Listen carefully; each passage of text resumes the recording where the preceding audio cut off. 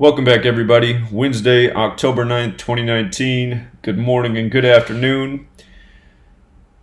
Going over the chat real quick. Anita says, can we please talk Thursday night football? She needs to have her office picks in. Yeah, we can do that. I haven't turned over all the stones for Thursday night football, but there's an upset narrative there on the board. Could the Giants surprise the Patriots? Again, we'll look at that. We talked about it a bit yesterday. If you missed yesterday's live stream, Anita. What's up, Vanessa?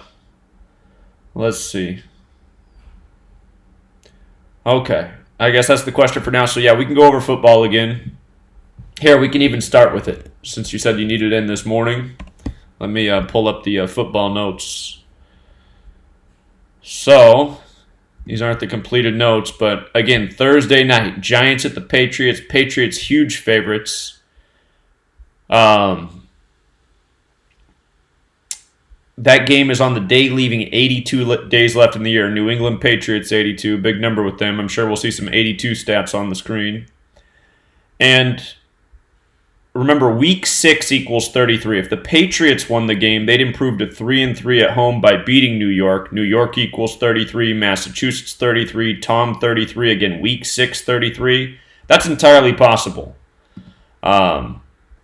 But what we noticed is if the Giants won, they'd become 4-2 in New England. Week 6 equals 42 as well. The Giants beat the Patriots in Super Bowl 42. That was the year where everyone said the Giants had no chance. You know, the Super Bowl was a foregone conclusion. And so often when the media does that, that's how they get the gamblers. You know, just like yesterday we talked about with the Rays and Astros game. The media was talking about it all day like the game was already over. But anyway, if the Giants won, they'd be 4-2 at the Patriots. In the preseason, there was a game between the Giants and Patriots. And we thought the Giants might win that game because it looked like a tribute to the Super Bowls of years past. And the Giants did win that preseason game. And what's interesting is this Thursday night game is exactly 42 days later. So it's like, is this going to be the Super Bowl 42 shocker again? So Giants, through that, have an upset narrative. I wish the Patriots didn't have a shot at 3-3. That's the one thing that I see on the board on the surface. When you look at Brady's all-time stats, you can make sense of him with a win or a loss in this game too, because Giants equals 70 and 25. He could stay on 70 all-time losses, or he could get his 25th home loss all-time. Again, Giants are 25 and 70, so it makes that a little bit tricky. Brady's 1-1 at home versus the Giants in the regular season. So he's 50-50. If he lost, he'd be 1-2 like his jersey number 12. Patriots is 37, the 12th prime. Remember, this NFL season began on Brady's 37th day of his age, the 12th prime. If the Patriots did make it to the Super Bowl before he retired, they'd make their 12th Super Bowl appearance. Daniel Jones, the game's on his 137th day of his age. That's the 33rd prime. Again, New York's 33, Massachusetts is 33. Either he's getting his team to 3-3 in this game with a win, or they're losing and becoming 3-3 at New England. So, if anybody else has any great observations, they're welcome to call in throughout the show.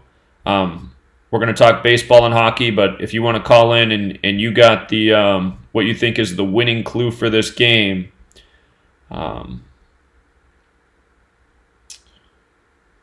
you're more than welcome to.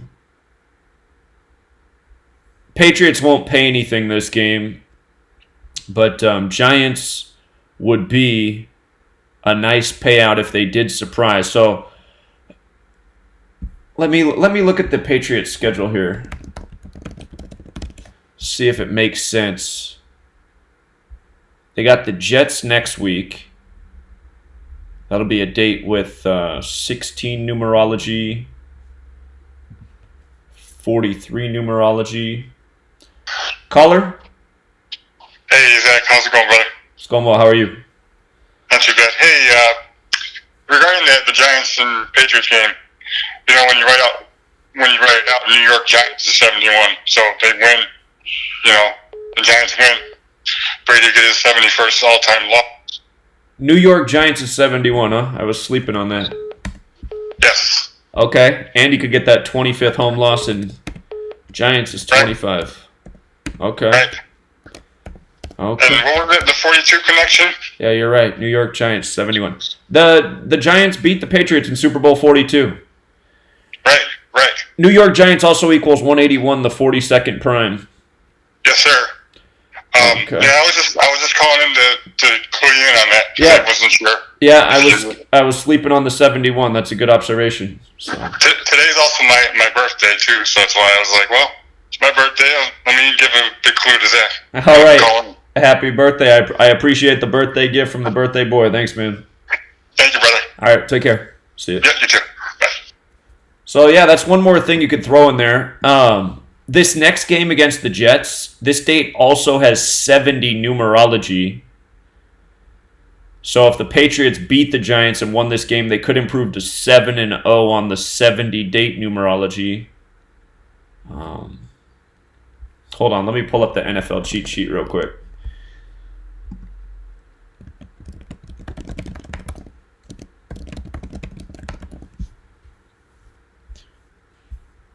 Let's see something.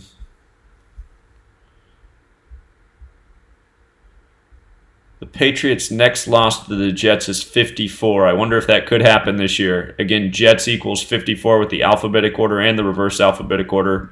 Year is Super Bowl 54. New York's got the 54 connections. Be interesting if the Patriots lost a couple games back-to-back to the Giants and Jets. Caller? Hey, Zach. Hey. Got some observations for the Patriots-Giants game. Okay. 254 days from Pat Shermer's birthday, and Bill Belichick is 254. We also got a 9 weeks, 5 days from Tom Brady's birthday, and Thursday Night Football is equal to 95. That's true. And we've got a 2 months, 7 days from Tom Brady's birthday, and we've got a 27 connection with Daniel and Jones. Huh. So I don't know what to make of that, but that's something I was looking at. Yeah, those are all good observations. Cool, man. That's all I had. All right, appreciate it. Thank you. All right. So, yeah, there is an upset narrative there. I'm just looking down the Patriots' schedule. So let's just say they beat the Giants and the Jets. They would improve to 7-0 on the 70-date numerology. Then they'd have this game versus the Browns. Browns has the 71 connection. Could the Browns beat the Patriots at home? These scenarios will be more clear as the season rolls on, but that is another thing to think about. The Browns are this team. You're still trying to figure out who are the Browns. They played a great game on the road against the Ravens. We saw the riddle there. Let's see. Caller? Hello? Hello? Yeah, you're on. Oh, hey man, how you doing? Doing well. So I don't know if you caught this, but if you don't count the playoffs, just regular season, Tom Brady has won his last 7 regular season starts. Well, so he could go for 8 straight here, huh? Yeah, that's. I don't know if you caught that or if anybody else did, but I just want to make sure that was known because I was doing my research and came across that. And if you do count the playoffs, he's won his last 10. So he could win 11 in a row, including the playoffs. Well, that's a great observation because these streaks of 8 have been very consistent. Last week, every streak of 8 hit in the NFL. So. Yep, and it's been hitting all over the place in sports in general. Baseball, football. Yeah. So. Yeah, you're right. He won his last 2 regular season games last year, 5 this year, so that's 7 straight. Yeah. Mhm. Yeah. Yeah, man. I just wanted to point that out, man. All right, appreciate that. Good one. Absolutely, thank you, man. All right, see you. Well, that's a tough one to go against, man. Those streaks of 8 have been deadly. I would love to see the Patriots lose, but who's going to give the Patriots their first loss? I don't think they're going undefeated this year. I smell it's coming in an upset. If they lost to the Jets, next week, they would get that 54th loss. The date numerology is not 54. But I could see him being 7-1 by the conclusion of the Browns game. That could make sense. Ravens.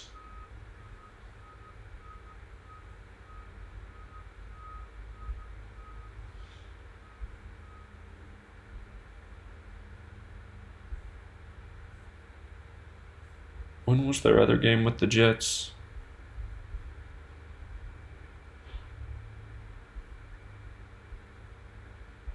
Oh, yeah, they must have... That's right, they already beat the Jets this year.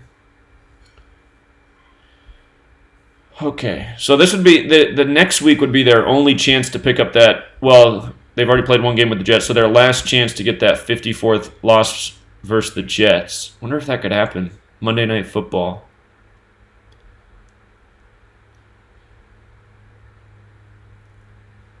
I got to update the stats. The Patriots are now on 64 wins because they already played them once this year. I got to make sure that's updated.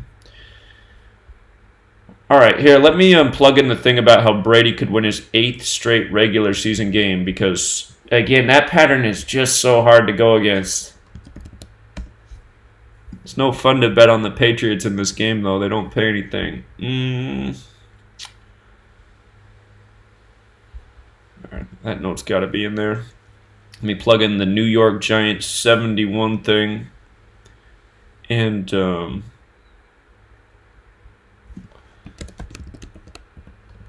York Giants.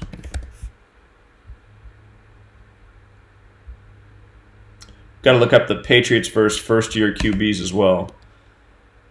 Patriots have won last 7 regular season games going back to 2018. You know, that means if the Patriots won this game, they'd have that streak of 8, and it could be broken by the Jets. However, Jets equals 9. Caller? Hi, Zach. It's Anita. Hi, Anita.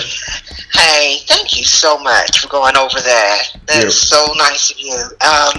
But I just wanted to tell you that, I think that you do football the best. Just from last year and the picks every week at my husband's office, they have a pool. And last week it was 300. Last year, my husband won 1 week. I won 1 week. So we haven't won it all this week. So just this year. So just trying to get a win there. So I appreciate you going over Thursday Night Football. You got it. All right, we'll keep working at it. Thank you. All right, take care. Thanks, Bye-bye. Bye. All right, so Patriots have won last 7 regular season games. We've seen a lot of streaks go to 8 in 2019. Again, 19's the 8th prime. So, again, last week there were 3 streaks of 8. They all hit. Russell Wilson got his 8th straight win on Thursday Night Football. Dalton got his 8th straight loss in the regular season. And the Broncos ended their losing streak at 8 games. So, in the course of the last year, there's been some streaks where it surprised us and it didn't get to 8. But, there hasn't been many surprises, so that one is tough to go against.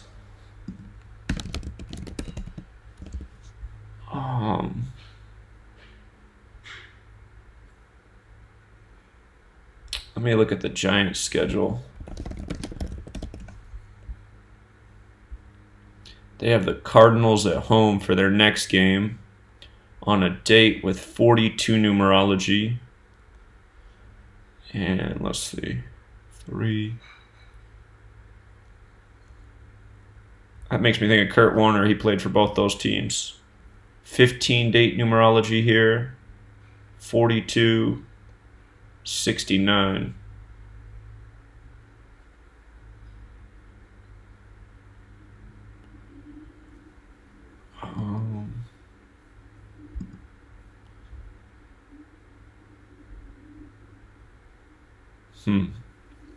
Those numbers don't go with the Cardinals, though.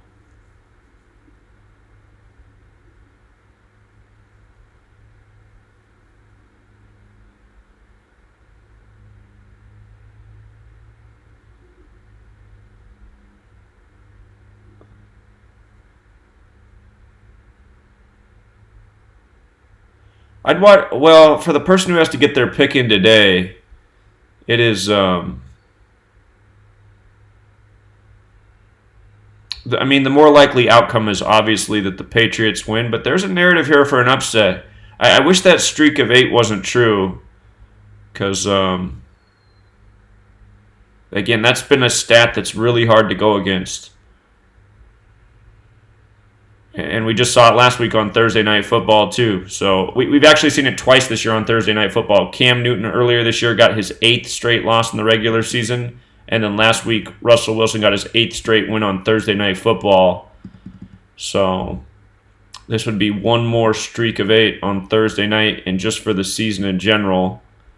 It's not a fun pick. Patriots huge favorites at home.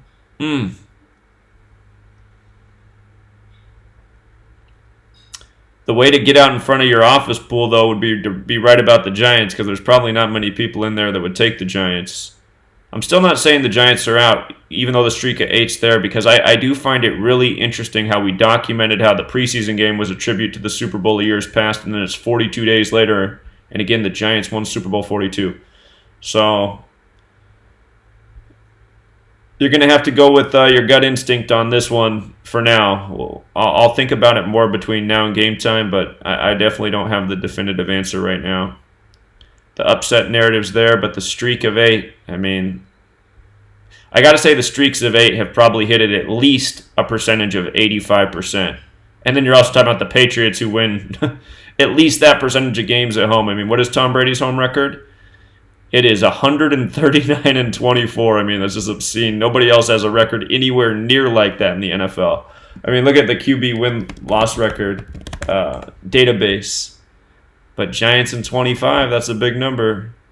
Look at Tom Brady's home record compared to Drew Brees. I mean, Drew Brees has a good one, 91-49. He wins at almost a ratio of 2-1, not quite. Tom Brady wins at a ratio of, what is that? Like 5.5 to 1. Yeah, it's about that. So.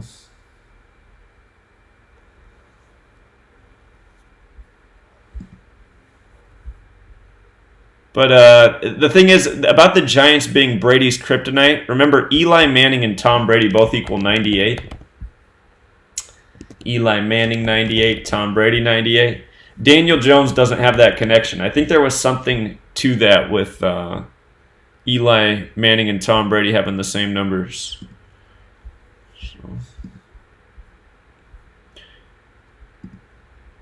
All right, we can come back to football. Let's real quick review what happened yesterday in sports, and then get on to today's baseball games, and then we'll do a live decode of the hockey games and see if we can find any low-hanging fruit. So yesterday in the live stream, caller from Boston caught something huge that I was overlooking. If you watched yesterday's live stream, I was talking about how the media was overselling the Astros like they were going to win.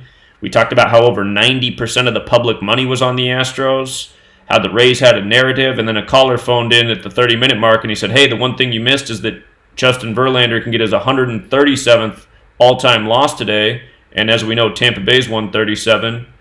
And we went and verified that, and I said, oh, wow, that's a great stat right there. And then I kicked myself for not seeing that earlier in the day in the notes. But we did update the notes, about an hour and a half before the game. I advised do not bet the Astros because they don't pay anything. I said if you're going to bet this game, the Rays are a nice payout. They're the value pick. So Rays beat the Astros, and did you see how it went down? 3 runs in the first against Houston, 3-1. Houston 31. And then you get a score of 1-4, Astros 43, Tampa Bay Rays 43, 43 the 14th prime. Verlander got shamed. And you know how they've been doing the George Bush tributes with Verlander? Yesterday was the 281st day of the year. That's the day in history that Prescott Bush died. Remember, 281's connected to Skull and Bones. So, something to that, too. Verlander number 35, Skull and Bones equals 149, the 35th prime. But I saw somebody was real excited because they did a parlay yesterday with the Rays and the Dallas Stars in the NHL to upset. We saw there was a pretty decent riddle for the Dallas Stars yesterday.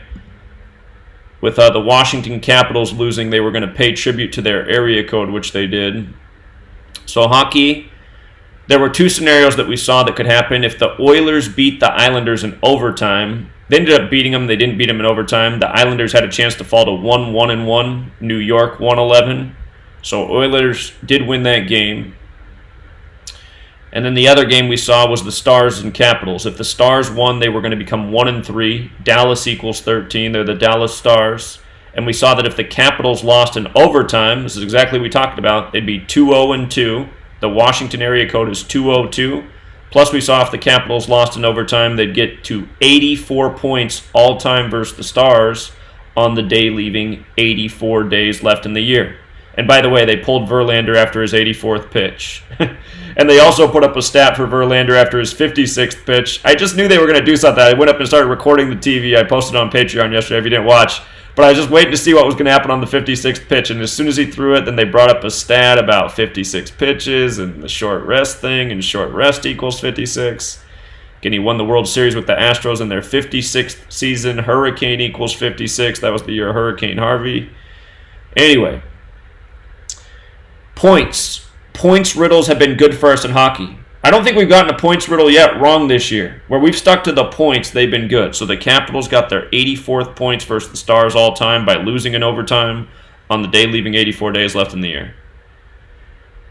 That's all we saw there for hockey yesterday. Nothing else was very clear. I talked about how if the Bruins, well, either team could have got to 6 points. Las Vegas equals 86. On the 8th of the month, getting to 6 points. That was a little bit more abstract, but this was the best riddle on the board yesterday. Collar won big yesterday, taking the Stars and the Rays for his 2-game parlay. And again, they were both big underdogs, so it's a good way to do it. 2-team parlay like that. You don't have to bet a lot to make a lot. And then the disappointing thing of yesterday was the WNBA game. We saw that Game 5, I did mention that if it went to Game 5, it would end up being a 2-3 series in the year of the 23rd WNBA season. The Sun had 23 wins in the regular season. That could be a clue, but we also saw that Game 5, the day it's scheduled for, is 139 days after the Suns coach's birthday, and his name equals 139. Talked about that yesterday. So that was the narrative for it to go to Game 5, but man, championships in 57? Like, I don't know if I've ever seen a championship 57 riddle not come through when it was right there. Mystics could have closed it out yesterday on the 57 date numerology. Mystics equals 108. It was October 8th, 108. I mean, it looked right. It was 137 days from the start of the season. Champion equals 137. Washington, D.C. 137. That's the 33rd prime number. It was 33 days after the star player's birthday. But, yeah, again, I don't know enough about the WNBA. I wonder how many of these women that play for Connecticut went to UConn, the college basketball team, since Connecticut's women's basketball team's the greatest college basketball franchise in history for women. So, could be something going on there with that. But it is going to Game 5, so somebody's going to be 2-3 in the series, again in the 23rd WNBA season. But 57, it's usually a winner. The last time we had a championship to look at with the 57 was the College World Series. We saw how the one team could get the 57th win of the season to win it, and their manager was 57 years old, and World Series equals 57.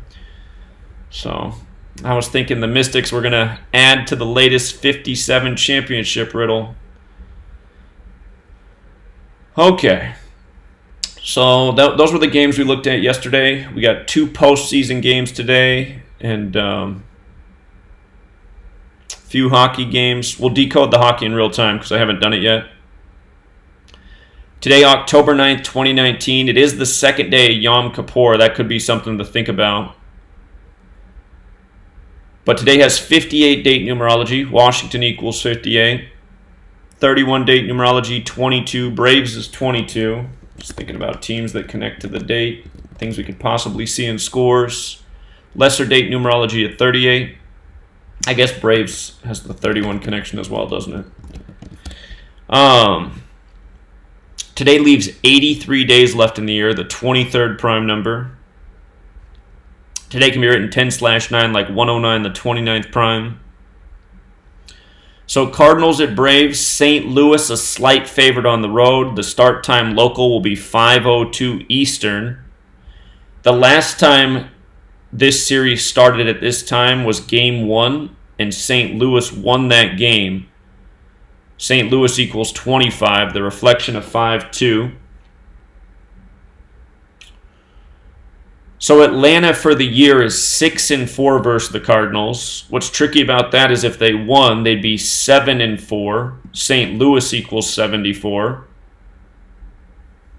So far, 29 runs have been scored, 13 by St. Louis, 16 by Atlanta.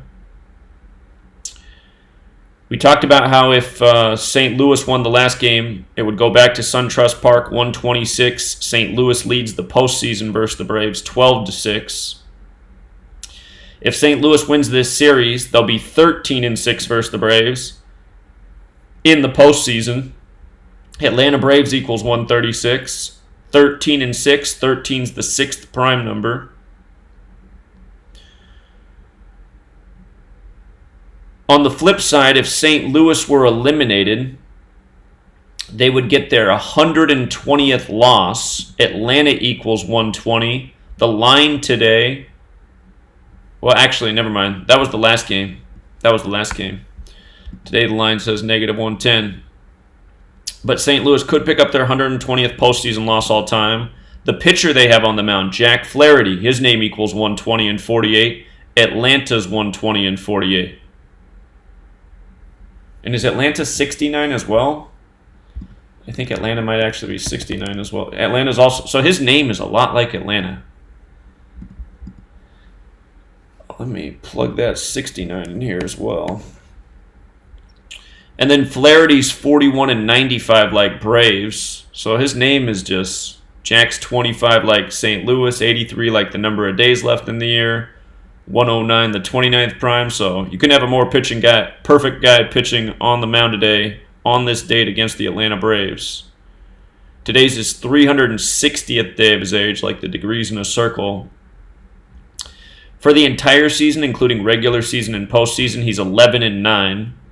A win would give him his 12th win. Atlanta Braves is 37, the 12th prime. He's 1-2 versus Atlanta for his career. And let me make sure I didn't screw that up, actually. I want to double check that. Because I might have just had his regular season stats in there and not counted his first postseason games. Let me make sure I didn't do that. No, okay, I got it right. Yeah, he's 1-1 in the regular season.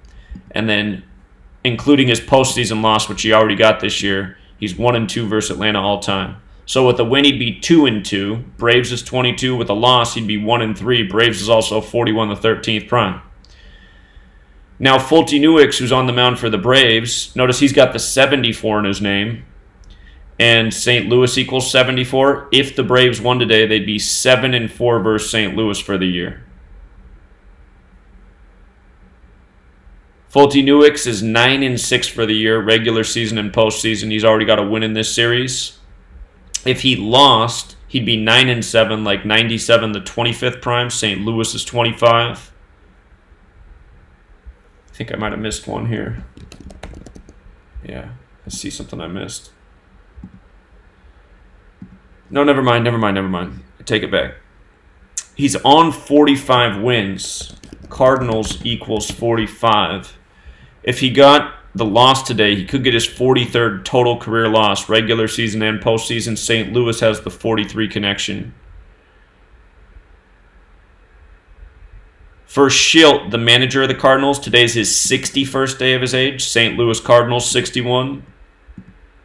And that was tough yesterday in the Astros and the Rays game because both managers were on the day of their age that corresponded with the names of their team.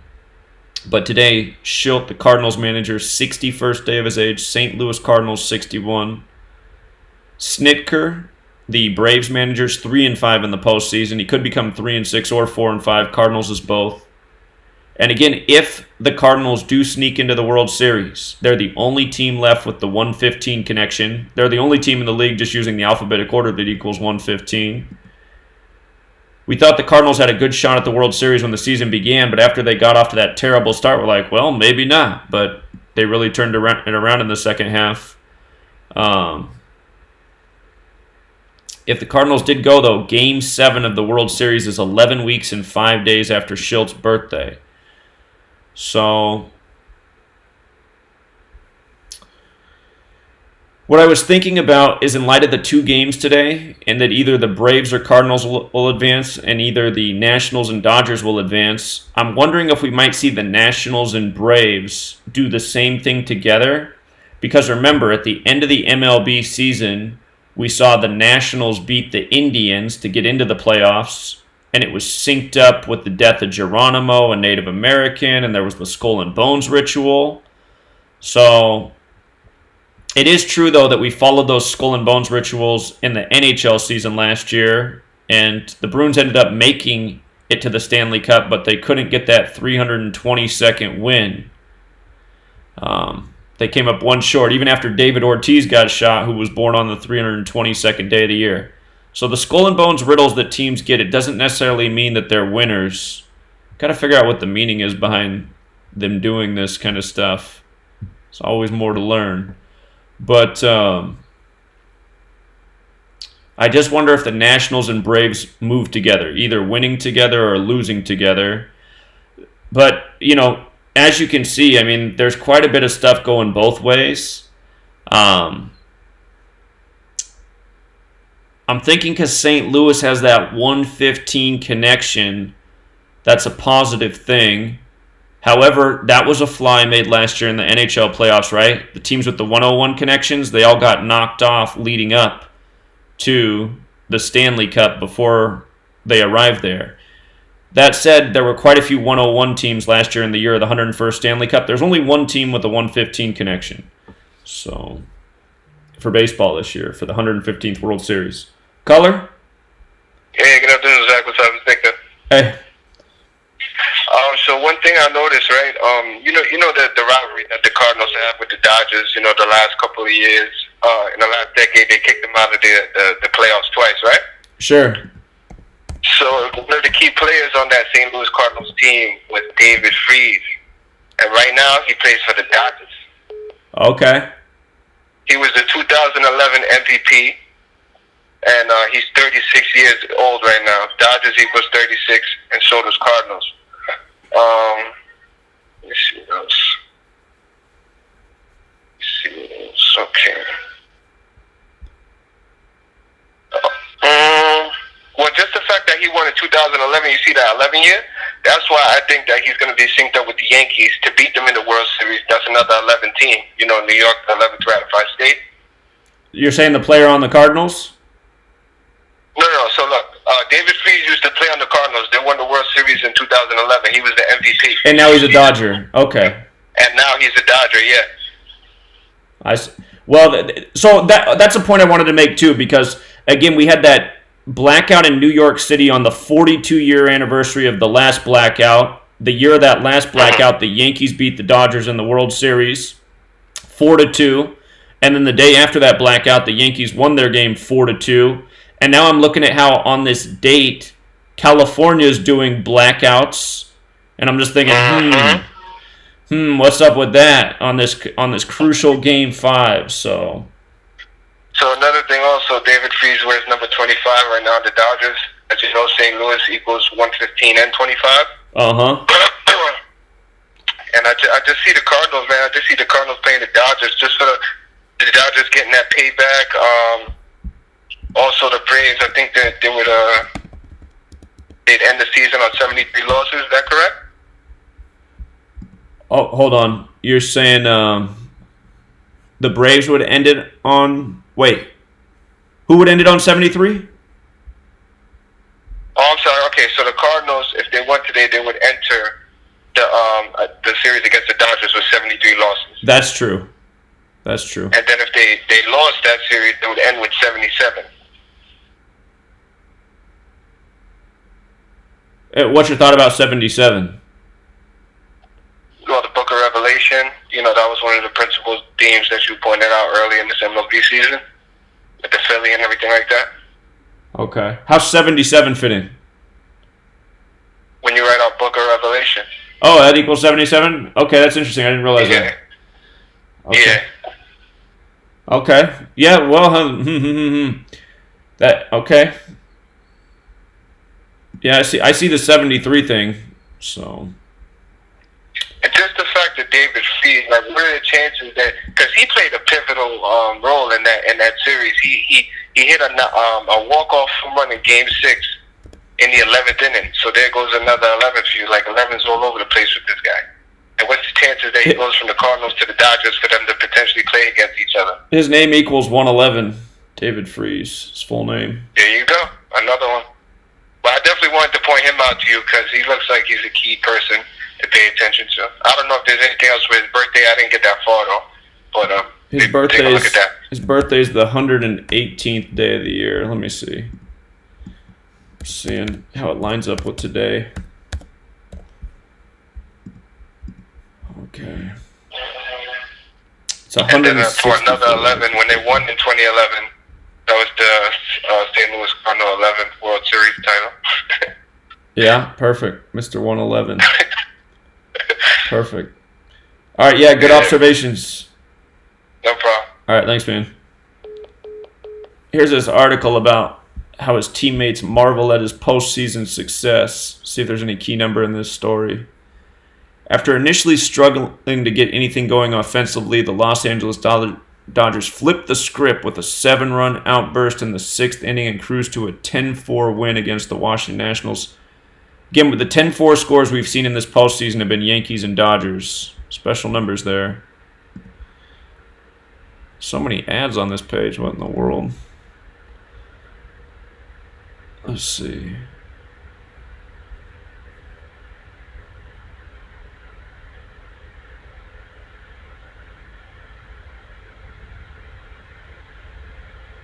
Well, I feel like this headline's misleading because I don't see anything about the headline doesn't have anything to do with the story. What in the world? Okay.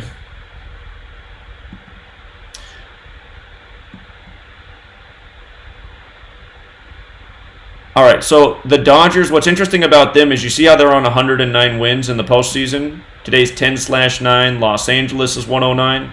If they lost, they'd get that 130th loss, and Washington's 130. So, Dodgers 109 and 129 in the postseason. Braves are 81 and 91, and I don't believe 82 or 92 connect to the Cardinals. Caller? Hey, what up, Zach? What's up, man? Cardinals is actually 81. Hey, you heard the news? Another team might be heading to Vegas, Las Vegas. Viva Las Vegas. Yeah, I saw the Oakland Athletics. Yeah. Isn't that crazy? So, the commissioner said to the mayor, "Hey, man, if you don't drop this lawsuit, I'm gonna, just take the team to, F the fans, F everybody in Oakland. I just moved the team to Vegas, huh?" Yeah. Yeah. Also, last night game, foul ball. Guess who catches it? I saw that, the tight end. Isn't that crazy, though? How things happen like that? I was thinking about that, too. I was like, okay, what are the odds that the ball is hit to the tight end of the Tampa Bay Bucks? Mm-hmm. It is, yeah, it is crazy. And you're this is off topic, but I recently got this DVD. It's interesting. It was saying, why are they spraying in the air? And then it says, can weather programming be available or something like that? About controlling weather. Is that possible? So it's crazy how you never really think that Mother Nature can be controlled, but who knows with the technology they have today? Right. It seems like anything is possible. But I just want to drop that off. I just want to say that. That's all I got. All right. Appreciate it, man. Thank you. All right. Bye. Okay, so the Braves are on 81 postseason wins, and Cardinals does equal 81, just using the alphabetic order. If they lost today, they'd stay on those 81 wins. And make sure I'm not missing anything here with the name of the stadium. Actually, SunTrust Park's 81 too.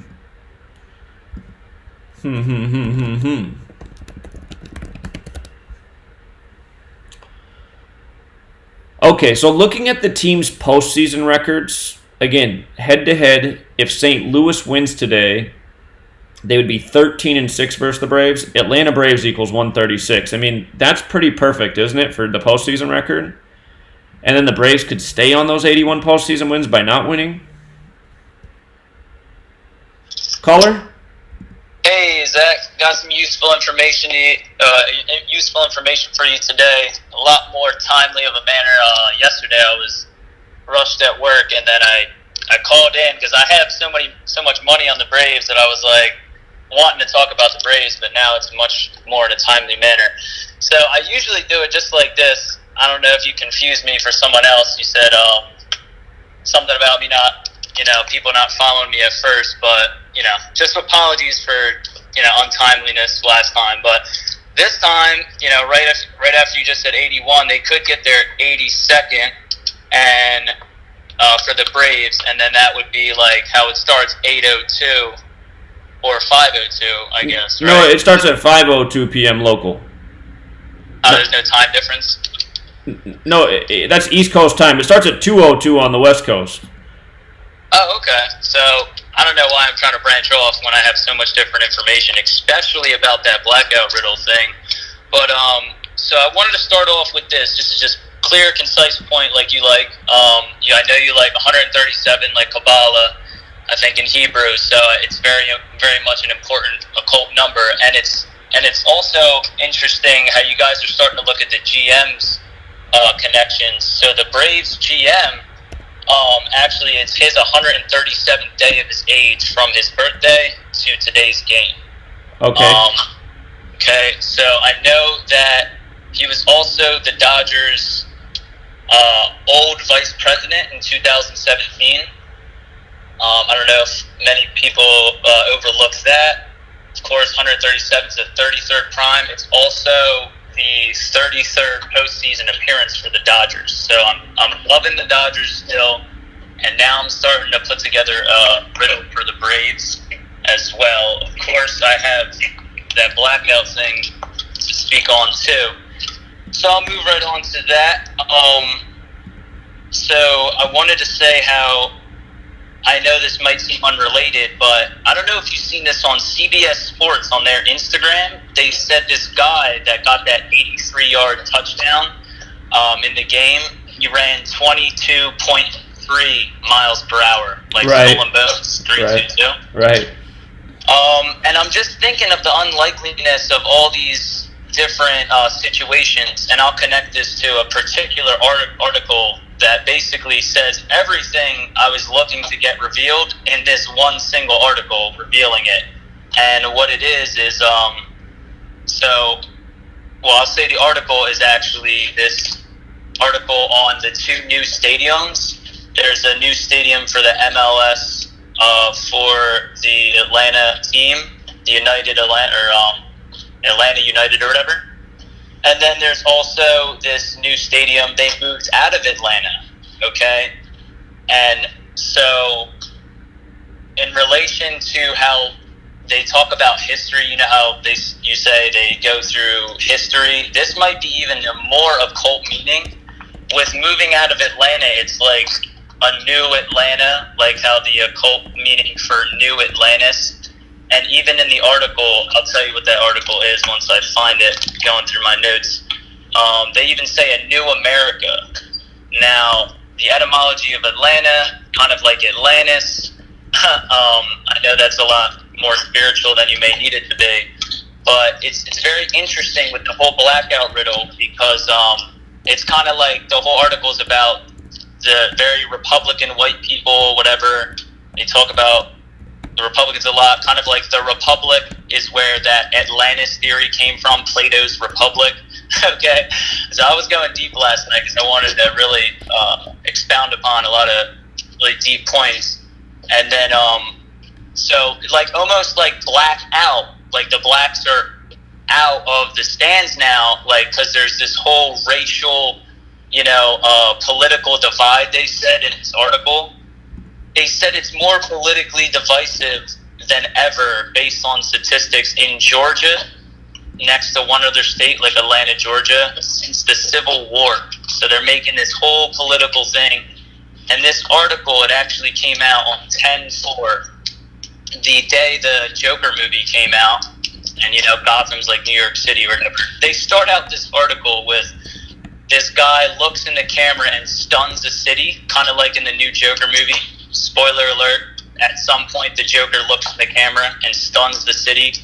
Okay, so I'll give you all this information in a meme. I put together a lot of memes that I sent to my buddies.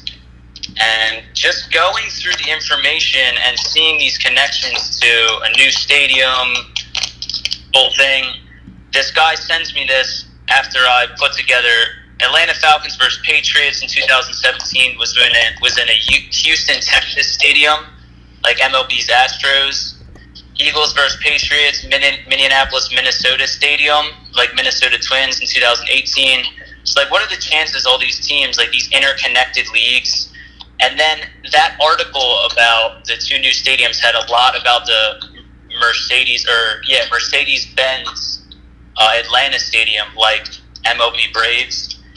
And so what the guy said on Instagram was that it had a connection to, there was a blackout in the 49ers and the Ravens game once upon a time. I guess that was in a playoff game. It was in the Super Bowl 47. Oh, it was in the Super Bowl, okay. Yeah. And then, so there was also the Owls and the Pirates. I know I'm going all over the place, but it is, man. It's all over the place, dude. Honestly, I'm giving you the benefit of the doubt today, but I mean, it's all over the place. I mean, what's the point we're getting to here? Well, I'm trying to combine theories with the whole blackout thing, but them moving to a new stadium, I don't think they would do that for no reason. I think there's definitely something to be said there. I'll send you that article.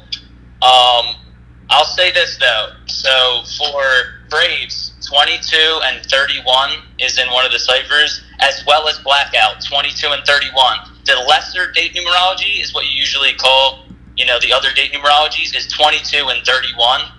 Okay, today leaves 83 days left in the year, football 83, and then it was an 83-yard touchdown. So there's, all this stuff with this blackout and the Braves today and everything. So I don't know, man.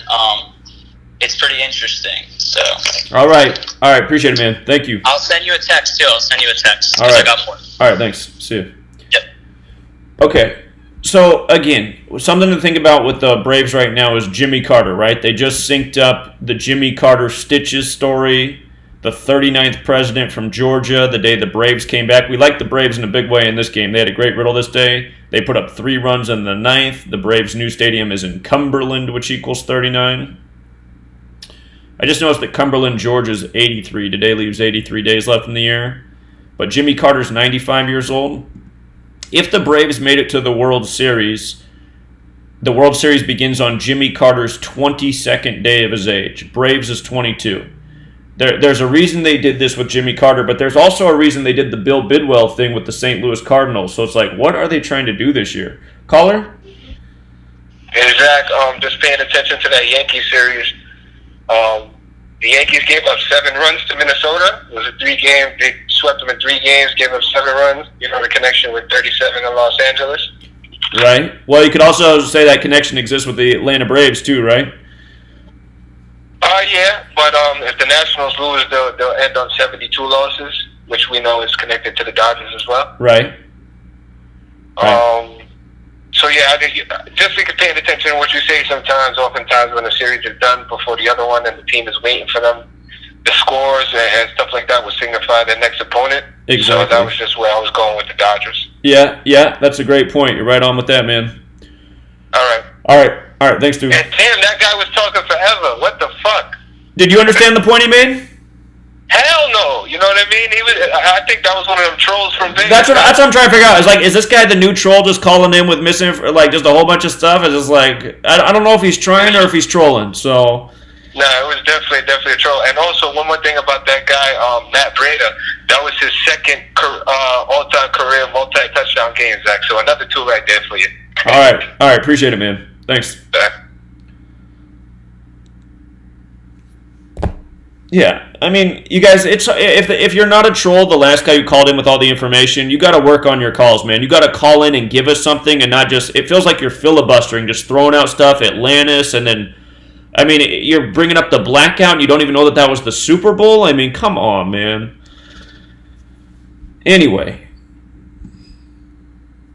So, the Braves. Let's just go through the postseason records all time for these teams and think about this. The Braves are on 81 wins, right? Cardinals equals 81. Even SunTrust Park's 81. Can they get off that number, or are they going down? All right, so the Braves are playing. Where's my next team? Oh, Los Angeles. There they are. All right, the Dodgers. They're 109 and 129. This year is just crazy, man. Okay, so Los Angeles equals 109. Today's date is 10/9. If the Dodgers didn't win, they'd stay on those 109 postseason wins, and they'd get upset by Washington, and they'd pick up their 130th loss. Washington equals 130. So, I mean, looking at their postseason record, that is tough. That's tough right there. And let me see. St. Louis Cardinals, Washington Nationals. Cardinals, 132-119. Now, if St. Louis loses, they're going to get their 120th postseason loss. Atlanta's 120. Jack Flaherty's on the mound. His name's 120. And the Nationals, if they got the upset, they'd get their 16th win. Los Angeles is 53, the 16th prime. So,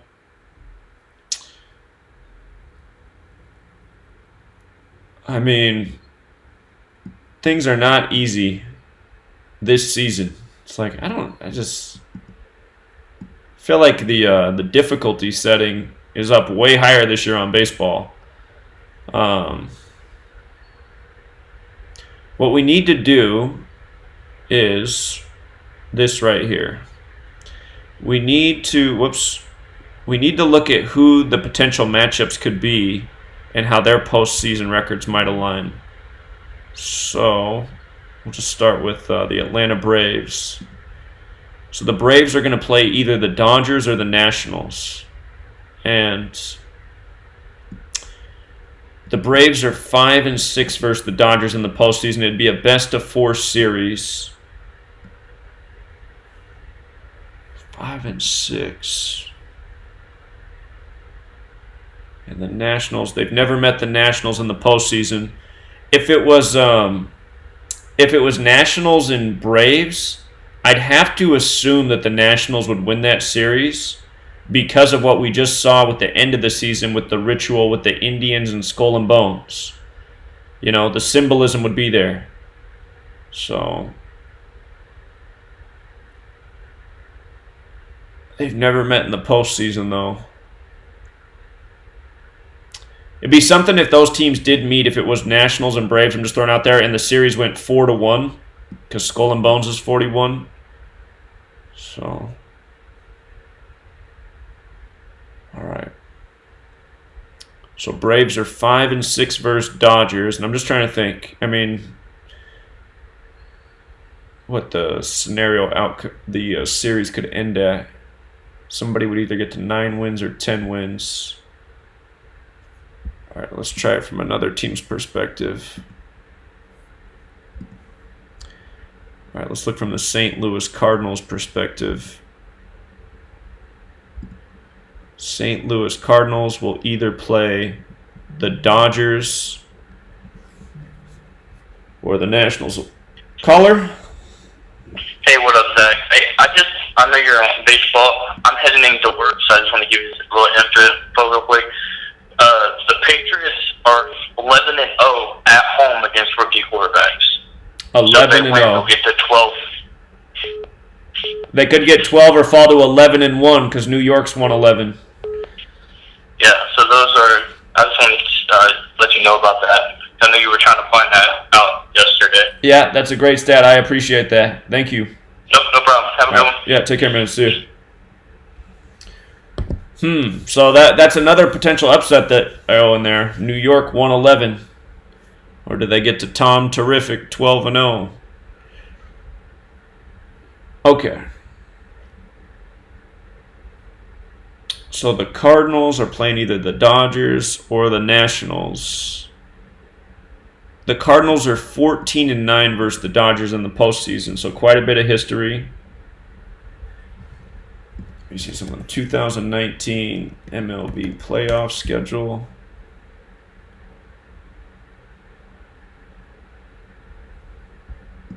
Let's see this. I want to see what day the NLDS or CS starts. October 11th. So 10/11, 1011. Is there anything about that date, October 11th? It's the day leaving 81 days left in the year. Cardinals is 81. If the Cardinals advance, they'd be playing on this day. So that needs to go in the notes. Where did I put the part about 81 at? Right here. NLCS begins October 11th, the day leaving 81 days left in the year. Cardinals, 81.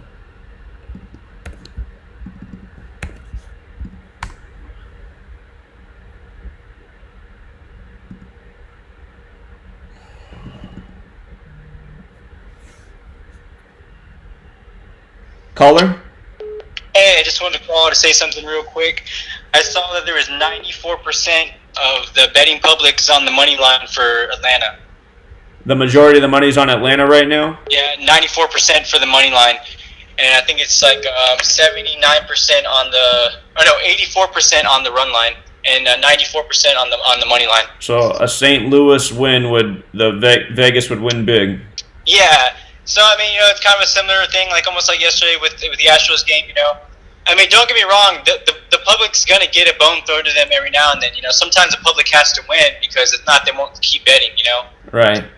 But, a vast majority of the time when it's 90% split, it's, the fix is in, Right. Right.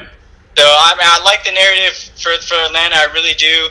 Obviously, St. Louis does have a narrative as well, with it being the 115th year, but, so yeah, I just thought I'd throw that in there. All right. Factor. All right, appreciate it. Thank you. You're good. Peace. Okay. So that is really interesting, though, that the NLCS begins on the day leaving 81 days left in the year. Cardinals is 81, and if they win this game, they're going to keep the Braves at 81 postseason wins. Looking at the postseason stats exclusively, it looks a lot better for St. Louis.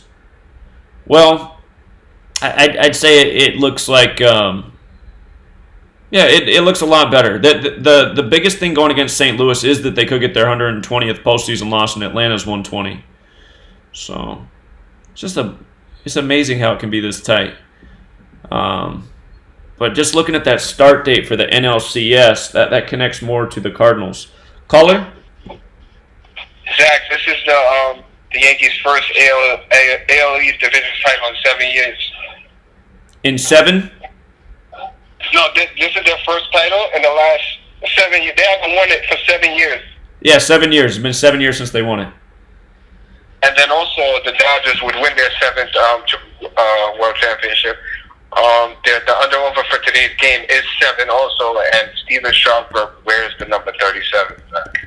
Right, and exactly, and that start times is at 37 after, so. Exactly. Yeah. Exactly. Yeah. So, that's all. All right, thanks, man. Yeah, last night I saw ESPN do a segment on how Steven Strasburg's the nightmare scenario for Los Angeles and how it's the last pitcher they want to face. So I'm thinking, okay, how are they selling that? Selling that like Steven Strasburg is going to kill the Dodgers. Okay. What was I just pulling up here? I know what I wanted to do. I want to go back and see what season each team is in.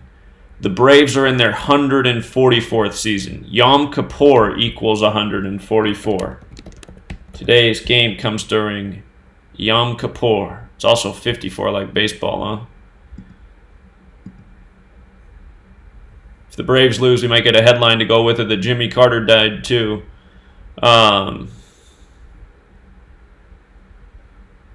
Let me tuck this in here. Where did I put the thing about Yom Kippur? Didn't I write it down? Right here. Yom Kippur equals 144.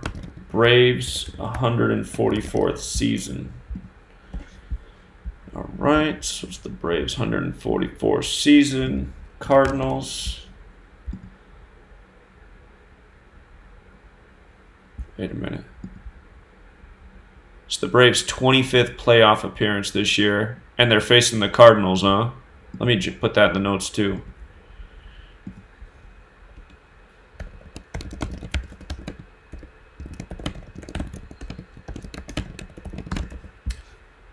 All right, so Braves' 25th year in the playoffs, facing St. Louis 25. They got 3 world championships. St. Louis, 29th playoff appearance. Today's 10/9, like 109, the 29th prime. It's their 138th season. Let me make sure we don't have a 138 connection here. All right, and they could face one of 2 teams if they advanced. Nationals is 138. Nationals is 138. Donald Trump's 138.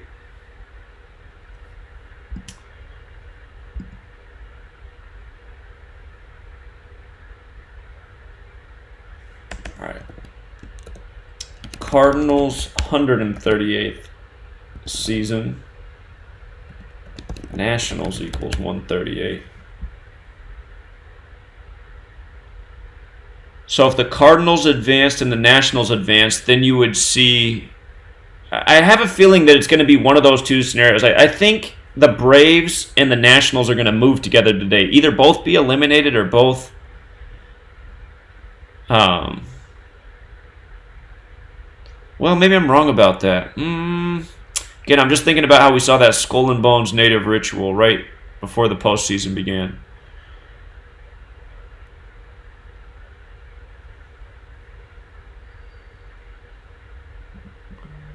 All right. Caller? Hey, what's up, Zach? How's it going, brother? Hey, it's going all right, man. How are you? Yeah, man. I'm thinking the Nationals and the Cardinals are going to be tied together, and the Dodgers and the Braves are going to be tied together in this final game, man. That's what I'm thinking. Well, what's your thought behind it? You know, it seems that it just would. It's going off of that instinct. I think it's more intuitive for Atlanta to play the Dodgers. I think there's more of a storyline, and then got kind of like the underdog story with the Cardinals and the Nationals going at it. I don't know. That's how it seems. I don't see the Nationals playing very. To me, it doesn't make sense. Wait, what doesn't make sense? I don't see the Nationals playing the Braves in LCS. I think it would be the Nationals and the Cardinals playing, and then the Dodgers with the Braves. Because the Dodgers. Why would that not make sense after what we just documented with the end of the season with the Nationals and Indians series and how it was all synced up with the death of Geronimo? Yeah. Didn't the Dodgers eliminate the Braves last year? I think in the postseason. I know they eliminated Milwaukee. I'd have to go back and look. Okay. I'm thinking the little revenge because I had liked it. If Atlanta played the Dodgers, I'd like Atlanta to make the World Series. That's how I thought it would go. And then it's interesting, if you write out the word 115th, there's a lot of 112 there. All right. There's a lot of 112 if you write out 115th. 115. Okay. Yeah, the Dodgers did eliminate the Braves last year. I'm going back and looking at what they did in that series. 2-0. Did they sweep them? No, 2-1. Beat them 3-1 last year. 3-1. Yeah. And then they eliminated Milwaukee, and then Milwaukee had a connection with Atlanta, Am I wrong about that? Milwaukee and Atlanta? Yeah. Well, they were both in the playoffs last year. Dodgers, those are the two teams they beat. I thought that there was like some kind of tie-in with Atlanta and Milwaukee. I don't know why I thought that. Well, I'm just saying the Dodgers advanced over the Braves, and then they advanced over the Brewers to get to the World Series. Yeah, I thought there was some kind of history linking the two teams. I guess I'm wrong about that. Well, there could be. The Brewers team came from Seattle originally. The Braves were once in Boston. Yeah, I'm not sure if there's some connection there in the past. Guess I'm wrong about that. Okay, got it. And then just quick hockey, the 18, they hit again. The Jets beat the Penguins, 18-game losing streak. Okay, 18, huh? I wonder what that would be about. Yeah, it happened a week and a half ago. I texted you about the Bellator fighter. You had a guy, Archuleta, whatever, Juan Archuleta, 18-fight win streak, fighting the champ, almost even money both sides, and he gets destroyed in 5 rounds. Huh. I guess 18 is 9 in numerology, and 9's completion, so maybe it has something to do with that. Yeah, I'm really not sure, but I picked that up. Okay, 8 streaks, 18. Okay. Yeah, and then 18 for some reason. And then when you get a chance, if you can look over the Patriots primetime game that we talked about yesterday, and what their record is versus the first-year quarterback, some kind of undefeated streak. 11-0. It is 11. Somebody called in and said it was 11-0. So the question is, do they get to 12-0 for Tom, or do they fall to 11-1 versus New York? New York won 11. Zach, I think I would double-check that one. I think it's higher. Okay, yeah, I will double-check it. Yeah, it could be a good point. So. Yeah. All right, Zach. All right. Brother. All right, appreciate it. Thanks, man. Yep. Okay. So, again, yeah, this baseball game, I mean, it's not going to be an easy call. So, and again, the reason why, if Atlanta won tonight, they'd be 7-4 versus the Cardinals for the season. St. Louis is 74. So the season record makes sense with an Atlanta win. But if you just look exclusively at the postseason, where I think the riddle's more likely to be, St. Louis, if they win, they're 13-6 versus the Braves. Atlanta Braves won 36, 13 the 6th prime. The Braves would stay on 81 postseason wins. Cardinals is 81. SunTrust Park's 81. However, the one narrative that could go against St. Louis in the postseason is getting that 120th postseason loss, and Atlanta's 120, and the pitcher they have on the mound, Jack Flaherty, his name's 120. So, I mean, there's no way this game's a one-way street. Trying to make sense of who would play in the next round. And hold on, I didn't get finished through that because I'm taking the call. Let me see. What did I do with my...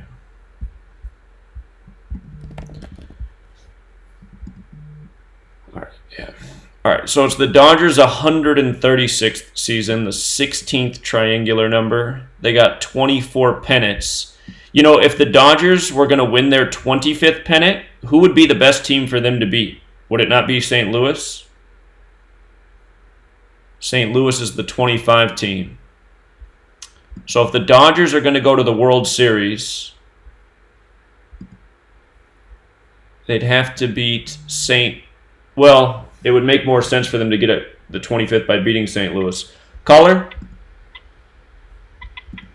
Hello? Something's wrong with the call if you want to call back.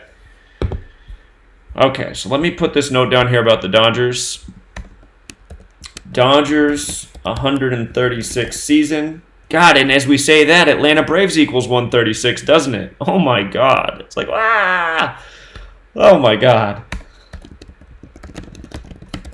All right, so Atlanta Braves 136. Dodgers trying to win 25th pennant. I'm telling you, this baseball season, unprecedented in the time we've been doing this. St. Louis is 25. God. Huh. All right. 136 season. Atlanta Braves 136, going for the 25th pennant. St. Louis 25. And who have we not checked out yet? The Nationals. Wait, how many playoff appearances did they have? 33rd playoff appearance. ATL's 33. Let me put the note in about the 33rd playoff appearance.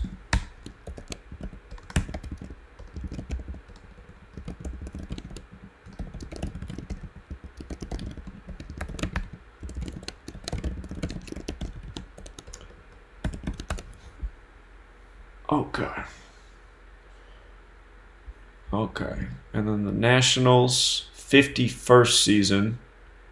We had that 51 ritual to start it. 6th playoff appearance. Nationals, 51st season. Nationals, 6th playoffs. Caller? Hey, Zach, it's Adam again. I apologize. The article I looked at was from last year. They're actually 12-0 at home. 12-0 now, huh? Against rookie quarterbacks. Okay, 12-0, rookie quarterback. Yeah, and then they're also, one second, they're 19-5 against, 19-5 versus rookie quarterbacks, period. And what's the 12-0 since the time of Belichick? Yeah, yep. Okay, 19-5 all time, 12-0 since Belichick. All right, appreciate that, man. Thank you. Yeah, sorry about that. I was looking at an article from last year after they beat, what's the quarterback for the Jets. Yeah, it's okay. No problem. TNF Okay. equals 13. TNF 13, so. All right, thanks, man. Yep, no problem. All right, so they could become 13-0 on TNF 13. Okay. God. All right, so Dodgers 136 season, Atlanta Braves 13-6. Just like how the Cardinals are attempting to become 13-6 against the Braves in the postseason with a win today. Dodgers are trying to win that 25th pennant. St. Louis 25. 33rd playoff appearance. Atlanta on the 33rd parallel. The Nationals' 51st season, I don't think 51 jives with any of the teams that are in the postseason in the NL right now. Doesn't connect to the Dodgers, not the Cardinals, not the Braves. Caller? Hey, Zach, this is Denim. I got a quick nugget. I'm in favor of the Braves today. Okay. The last time the Braves made NLCS was in 2001, and that was 215 months ago, and Atlanta Braves equal 215. What was the outcome of that series? The outcome of the series, they actually, no, who did they beat in route? Oh, they beat the Houston Astros in route. That was when the Astros was in the NL. Right. And they lost to the Arizona Diamondbacks in the NLCS, and the Diamondbacks beat the Yankees in the World Series that year, 2001, the year of the Towers. Yeah. The Shaman of New York. Uh-huh. I remember it well. So that's pretty interesting. I don't know if, like, the Dodgers are going to take the place of the Diamondbacks this year, if you know what I mean. Because they're not in it, and they're the only ones from their, division. Sure. Yeah. So, yeah, 215 months ago, and Atlanta Braves was 215. Last time they made a championship series. That's all I got, Zach. All right. Good observation. Appreciate it. Good. Thanks, man. Caller? Hey, Zach. I just want to talk about the caller earlier. I think the actual stat is the Patriots are 12-2 Against rookie quarterbacks? No, well, 12-2 on Thursday Night Football. Okay. So I don't know. Maybe he's right about rookie, but for Thursday Night Football, they're 12-2. Okay, so they could get their 13th win. Mm-hmm. All right. That's all I got. All right. Thanks, man. See you.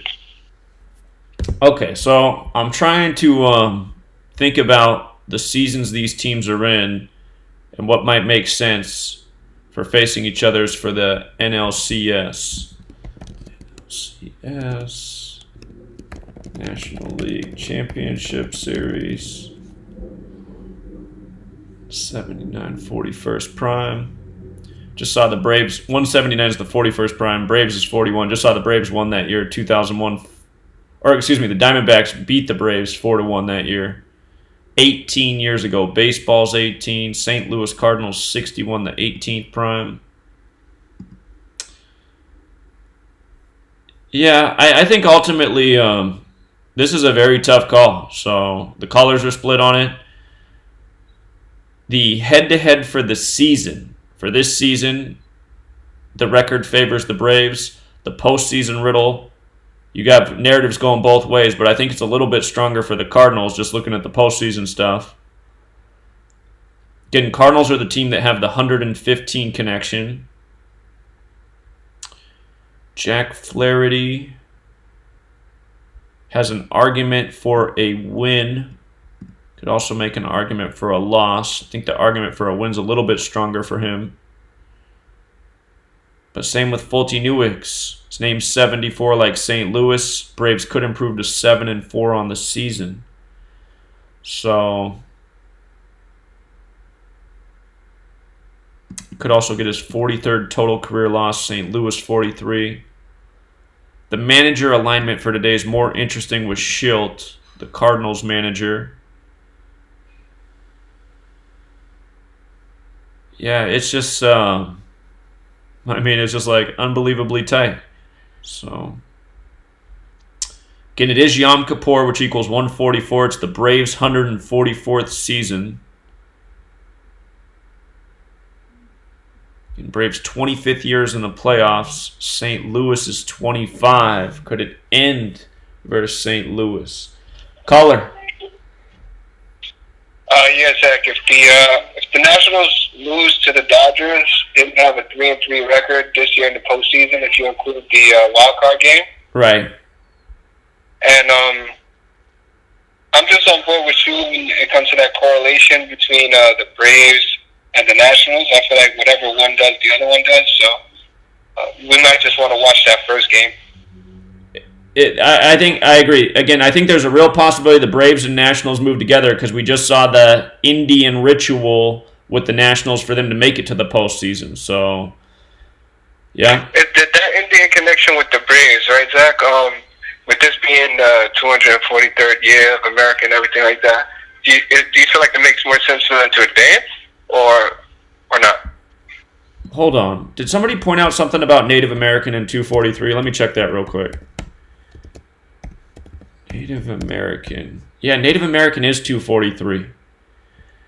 Yeah, and I know the Braves got that connection, but I wasn't really getting a read on if it made sense for it to be extended, their playoff run, or for it to end right here.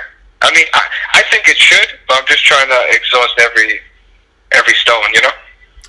Yeah, I mean, the reality is the United States was born out of genociding the natives, which is why they did that genocide ritual last year in the playoffs with the Indians and the Braves on Christopher Columbus Day and the Redskins on Monday Night Football that day. And speaking of which, Washington, D.C. was involved in that, weren't they? And they have the Redskins for the football team. And Washington's playing today, too. So, and also, I'm just looking a little bit further down the road, understanding some of the things we predict for the future, being on board with you when it comes to the Lakers. That Magic Johnson connection, for me, he kind of got to be there at the end with the Dodgers, just because he's part of that ownership group. Sure. Yeah. Yeah. And, we expect the Lakers to do something special this year, so it would just make sense for both sports to be kind of together on that LA aspect, you know what I mean? Yeah, that makes some sense. It doesn't necessarily have to be that way, but I hear what you're saying, so. Yeah. It doesn't have to be, but, it's just another small tie that's there. Right. Yeah, I hear that. Yep. All right, man. All right, appreciate it. Thank you. All right, see you. Okay, so this Nationals and Dodgers game, again, let's look at this one. We talked about how there might be a riddle with the Yankees and Dodgers in a World Series when the blackout happened July 13th. By the way, how many days is it from July 13th to today, since California is blacking out a lot of areas today? We might even have people that normally follow us who can't get on today because their power's shut off. It's 88 days from the July 13th blackout. And California equals 88. Let me make sure there's nothing with blackout in 88 or anything like that. Blackout's 80, 85. What is it? Power outage. All right, not 88. But interesting, 88 days later. It's also a span of 89 days. Los Angeles Dodgers is 89. So I just find that strange that they're blacking out the power in California on this day. And remember, day has 58 date numerology. Power equals 58. Wind equals 58. They're shutting off the power because of strong winds, supposedly. Weather equals 109. Today's 10/9. Okay, so the Dodgers have 109 wins for this season. Wait a minute. Do the Dodgers have 109 wins for this season? No, they should have 108 right now, shouldn't they? They didn't play in the wild card game. So the Dodgers could actually pick up their 109th win today. Did I screw that up? Oh. Okay, the Dodgers are on 109 postseason wins, but they could get their 109th win of the season today on 10/9.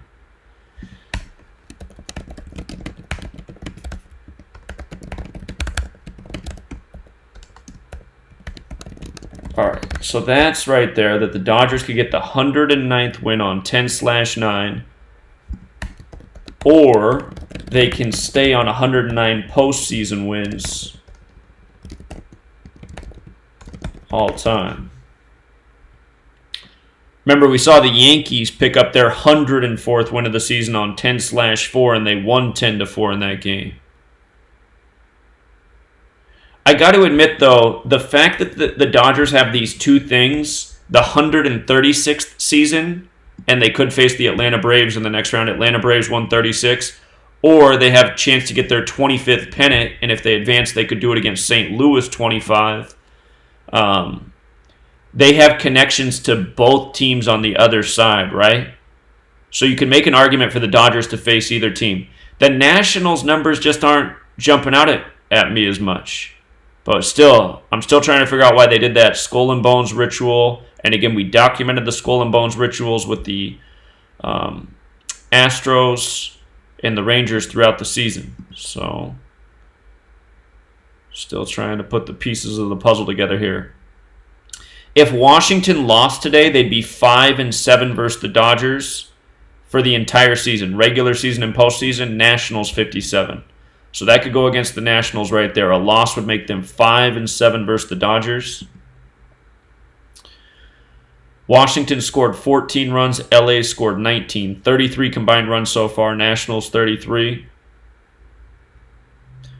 Dodgers are 8-6 versus the Nationals in the postseason. And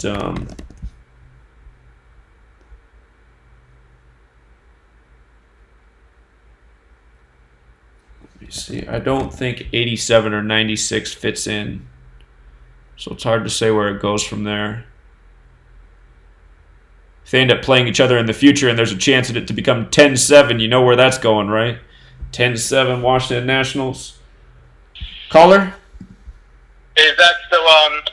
What they do also, if you look at the New York Yankees, their total runs and against the Twins and their total runs, and when you put in Gematria, if you put NY Yankees, it equals the total. It equals the exact amount. How many runs was it? Oh man, I don't remember. If you were to look at the three, there's two something. I don't quite remember, to be honest. But if you put NY Yankees, it'll show up. And, was it 38 runs like Minnesota? One more time, Zach. I'm sorry. Was it 38 runs? Yeah. All right, Chris, I love all the calls and information, man, but if you're going to call in, I can interrupt the thought we're working on. Make sure you're hitting us with something that helps us. Yeah. Okay, my bad. I'll get it. I'm sorry. All right, thanks, man. See ya. Okay, that's the thing, because I appreciate you guys are trying to call in with stuff, but make sure you're making the point and it's helpful to what we're doing, because honestly, I mean, imagine how it is what I'm doing. I'm trying to put together thoughts, which requires thinking. If I'm getting called in about something else that's on a whole different thing, and then your thoughts not even together, it's just not helping out, right? Let's be helpful. All right, Dodgers are 8-6 versus Nationals in postseason. 8-7 or 9-6 is where we're going, but I don't see the connection. Freemasons 96. All right, Nationals are 15-19 in the postseason. Again, they could get that 16th win because Los Angeles is 53, the 16th prime. The last score was 1-6. The last game was 1-6. That game was in Washington, D.C. Washington, D.C. equals 61. You could also look at that score as 6-1. Add that to the notes here. So the biggest concern for the Dodgers is if they don't win, they stay on 109 postseason wins on 10/9, and they could get that 130th postseason loss in Washington's 130. I really don't want to see the Nationals advance personally. Just because I know a lot of us are on the Yankees from what we document throughout the year. Caller? Yeah, how you doing, man? I'm looking over the ciphers with the Dodgers and Nationals. You basically kind of touched on everything that we could kind of really go over. I'm just checking out Walker Buehler, who's on the mound for the Dodgers today. His last name is in reverse cipher 37. Buehler. His first name, I believe, Walker, is 25. Right. You know, kind of correlating to the Cardinals. His full name, Walker Anthony Buehler, I believe is, one second.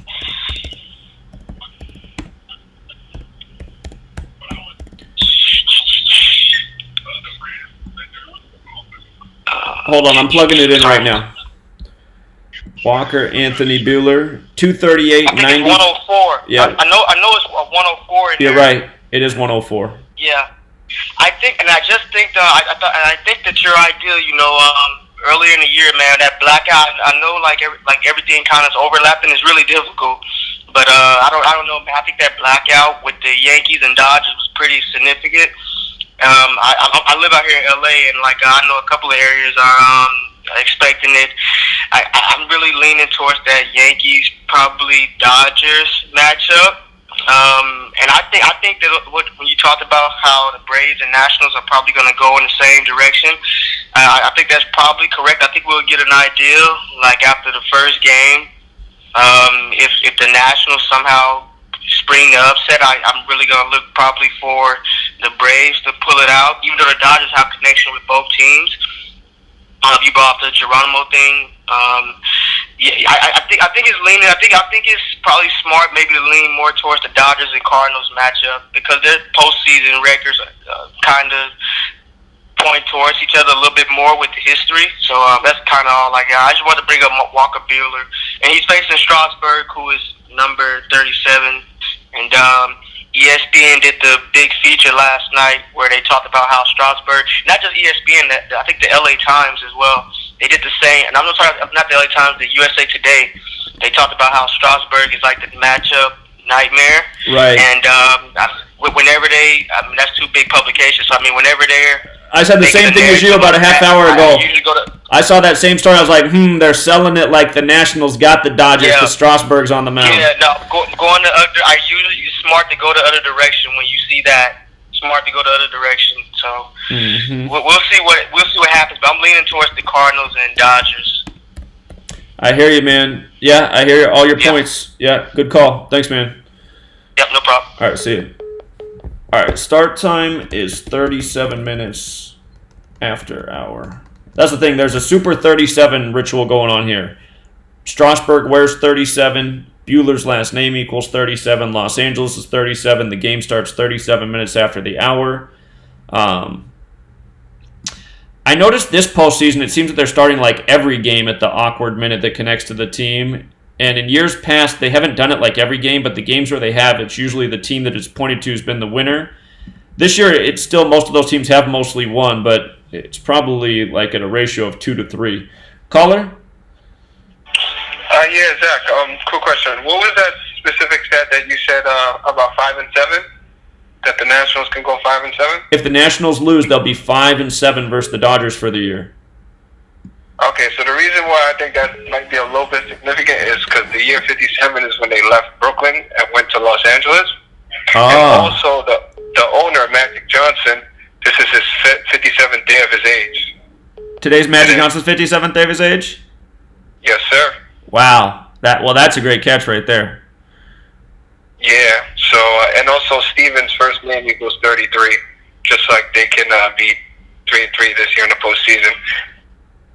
Right. Yeah, I just wanted to get that to you about Magic Johnson and the 57, because I know from being from Brooklyn, the year that they left or whatever, and I'm pretty sure, 100% sure it was 1957.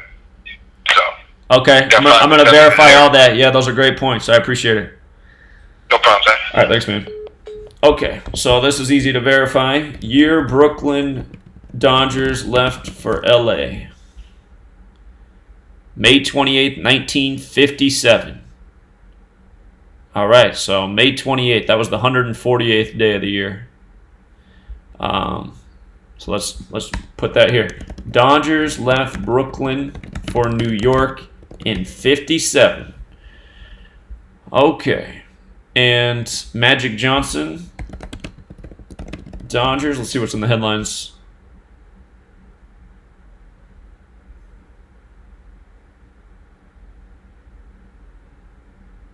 What was this story at the beginning of the year? This story is from the 104th day of the year right here. 104. In shocking the Los Angeles Lakers by abruptly resigning as president of basketball operation last week, Magic Johnson spoke of wanting to revert back to lifestyle and freedom. Let me pause this. He had before becoming an executive. Because of his official position with the Lakers, Johnson was restricted from complimenting other teams' players, no matter how innocent the message or intention. Furthermore, Johnson has a business empire to his name, which includes being part owner of the Dodgers. No longer tied to his position with the Lakers, Johnson indicated he would spend more time with the defending back-to-back National League champions. Okay, so now that his Lakers days are over, he's more focused on his Dodgers. And I realize some more stones we can turn over that can help us here, but hold on, I just want to verify this birthday thing.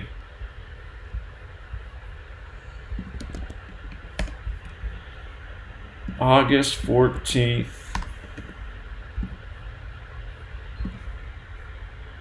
Whoops, I got the wrong year in. So today's 56 days after his birthday, or his 57th day of his age, if you count the span. So that is correct. Today is Magic Johnson's 57th day of his age. So again, if Washington loses today, they'll become 5-7 versus the Dodgers for the year. Okay. So that is pretty interesting right there. Again, still the concern for the Dodgers is they could stay on 109 postseason wins on 10/9 and get that 130th postseason loss because Washington's 130. So it's not out of the question. I'm going to be, for my man out there who I know is listening, who has the big money on the Yankees, there's a man out there who wants me to tell him when he needs to hedge against potentially the Astros being in the World Series. Well, you could also wait to make sure the Astros aren't eliminated. I mean, because I don't see the Rays getting past the Yankees. The Astros are the only team I can see that do it.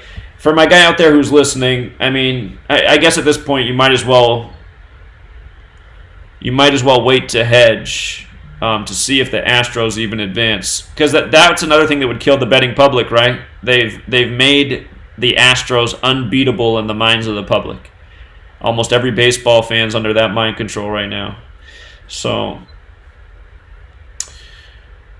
anyway, I want to, here in a second, I'm going to look at each team's record in this division, this round of the playoffs, and see if we can get another clue there.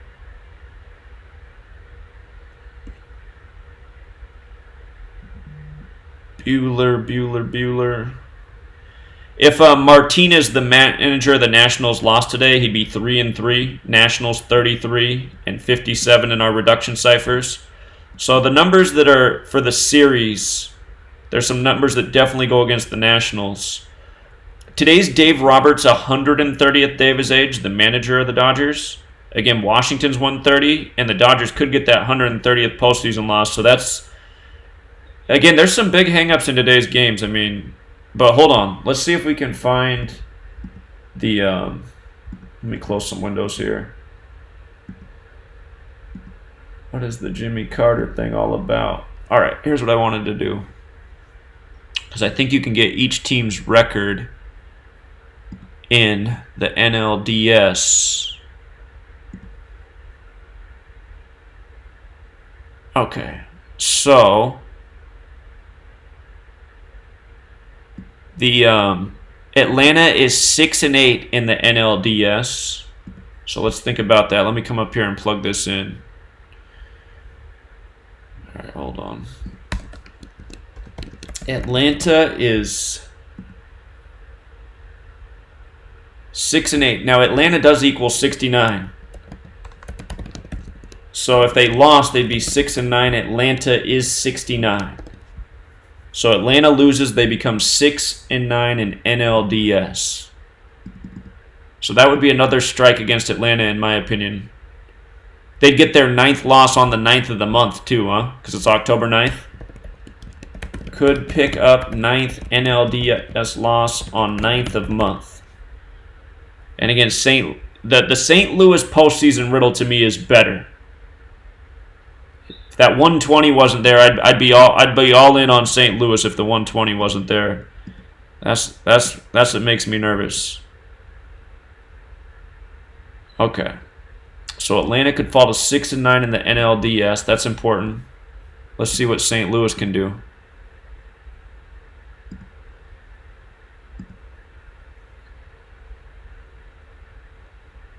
St. Louis is 10-3 in the NLDS. 10-3. With these 10-4s flying around, just thinking about it. 11. St. Louis is 10-3 in NLDS. All right, we know about 113, 10-4. Did I see that Cumberland, Georgia was 104 earlier? Am I making that up? Let me check that out again. Cumberland, Georgia. No, it's not 104. I don't know where I got that from. Caller? Hey, man, I'm going to try to redeem myself in less than 30 seconds. And I knew that shit wouldn't make sense about Atlantis if I said it out loud. But if you look at your text, it might help. So, anyway, here we go with Dodgers. I'm just going to say this quick. Dodgers can pick up their 109th win of the year on 10-9. After 73 days after Walker Buehler's birthday. Yep. And then, so Los Angeles Dodgers 73. Last year, Dodgers, they did clinch on Walker Buehler's 73 pitches.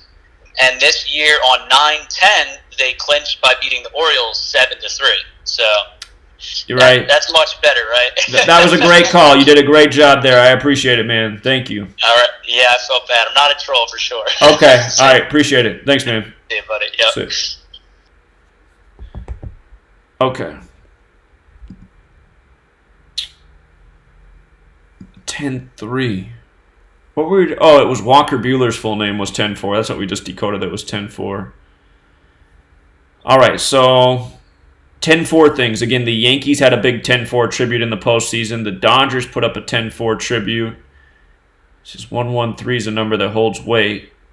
The 113th World Series was recently with the Dodgers and Astros. We've seen 10-4 tributes with Yankees and Dodgers in postseason. God, am I missing something with 10-4? What's St. Louis, Missouri? St. Louis, M.O. St. Louis, Missouri happens to be 104.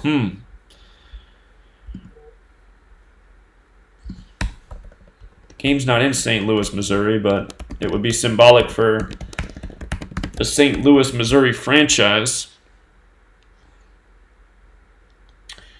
Mark, who's no longer with us, the last time I talked to him, he thought the World Series was going to be the Yankees and the Braves. One of the last times he called in, he was talking about how the Braves have that base stealer on their team who has the exact same name as a Brave from like 100 years ago. Did some deep research on that. It's one of the last times he called in.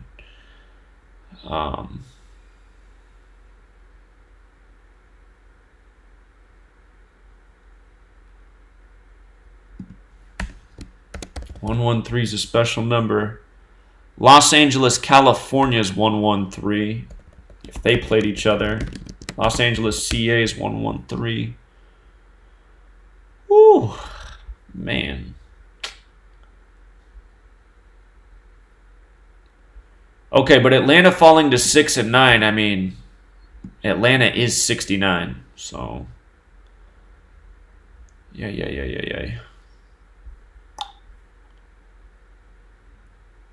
Again, if you had a great weekend in football, don't give your money back. Today's games, I'm telling you, if you win today, I think you got some good luck because these games are really tight. It is hard to see what they're doing with the Jimmy Carter thing.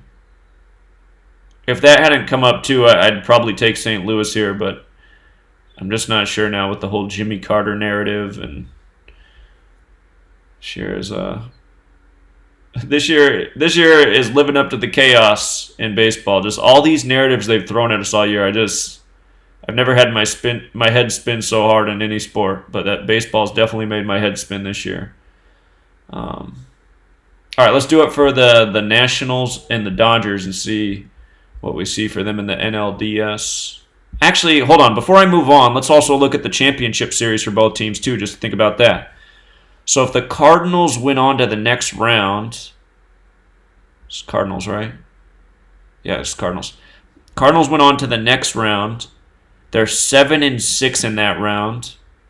So they'd either become 8-6 or 7-7. The word national, the singular's 86, National League. They'd be the champions of the National League. I gotta jot this down too. Caller? Hello? Okay, I got my stuff there. Okay. So the Yankees scored 23 runs, Twins scored 7. That's 237. Put that in NY Yankees is 237. Okay. And yesterday, the score ended 4-1. TB Rays is 41. So they do use that. TB Rays, yeah, like what's on the ball cap. Yep, they do use that. So they use the NY Yankees, TB Rays, probably CHI, Chicago Cubs. So maybe perhaps we should pay attention to that. Number one. Number two, I thought that streak was higher than what the caller said tall. So I just been digging. It is. So going into the Bills game, they were 17-0 versus either a rookie or second-year quarterback. They played Allen that game, correct? Did he play that game? Yeah, so they're 18-0. So that means they could fall to 18-1, and New York Giants is 181. Hold on, it gets better. Now, they went 18-0 that game. The next game was against the Redskins. Do you know who started that game? Was it not Keenum? I don't remember. That's the thing. Depending on who started that game, they're either walking into the Giant game 18-0 or 19-0. Hold on. Let me look it up real quick. Patriots, Redskins, box score. Let me see. And then my question to you is, Barkley went into that game against the Bills. So who gets the loss? Hold on. It was actually Colt McCoy who started, and he's been in the league longer than that. So they're 18-0. McCoy started, right, against the Patriots? Yeah, it was McCoy. So, okay, Allen started, then got hurt against the Patriots, right? And Barkley came in? Right. Okay, so I'm thinking, because the Patriots scored when Allen went out, that the record should go to 18-0 in that game. Right, so they could fall to 18-1, and New York Giants is 181, and that's the 42nd prime, and then you could get your Super Bowl 42 tribute. That is at 18 again. Yeah, that's true as well. So, okay, yeah, I had to call because I thought the number was off. So I wanted just to clarify that. I can send you the link too. All right, I'll verify it too. I appreciate it. Good research. All right, brother. All right, see you, man. Okay, so St. Louis is 7-6 in NLCS. National equals 86. That could be symbolic. And what was it? We got to look up Atlanta in the NLCS.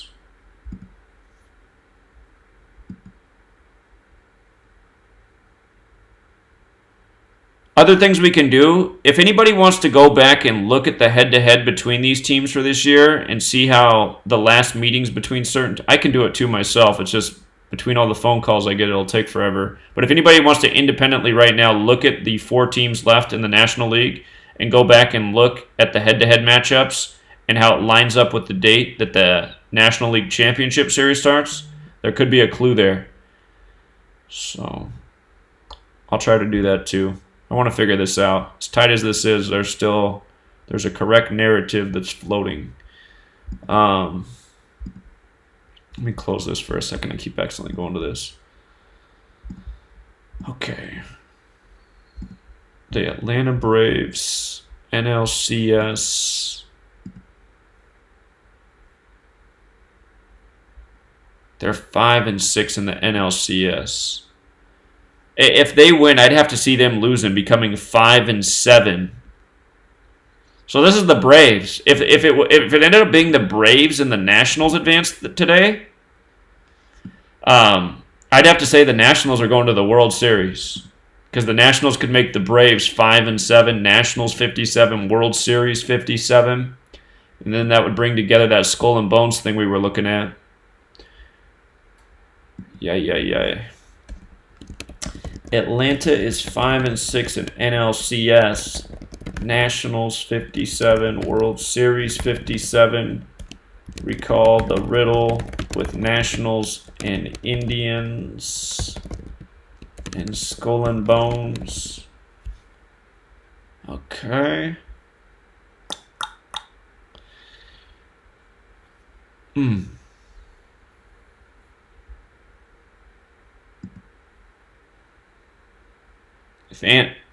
If Atlanta lost, though, again, they would be 6-9 in the NLDS, and Atlanta is 69. Just on the surface, that's what stands out the most. Let's do the same thing for the Dodgers and Nationals now. All right.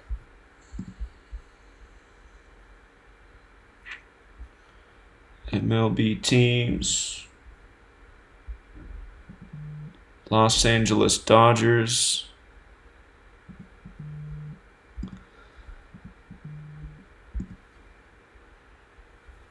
Caller? How you doing, Zach? Doing all right, man. But you ain't tired, man. You been working hard, man.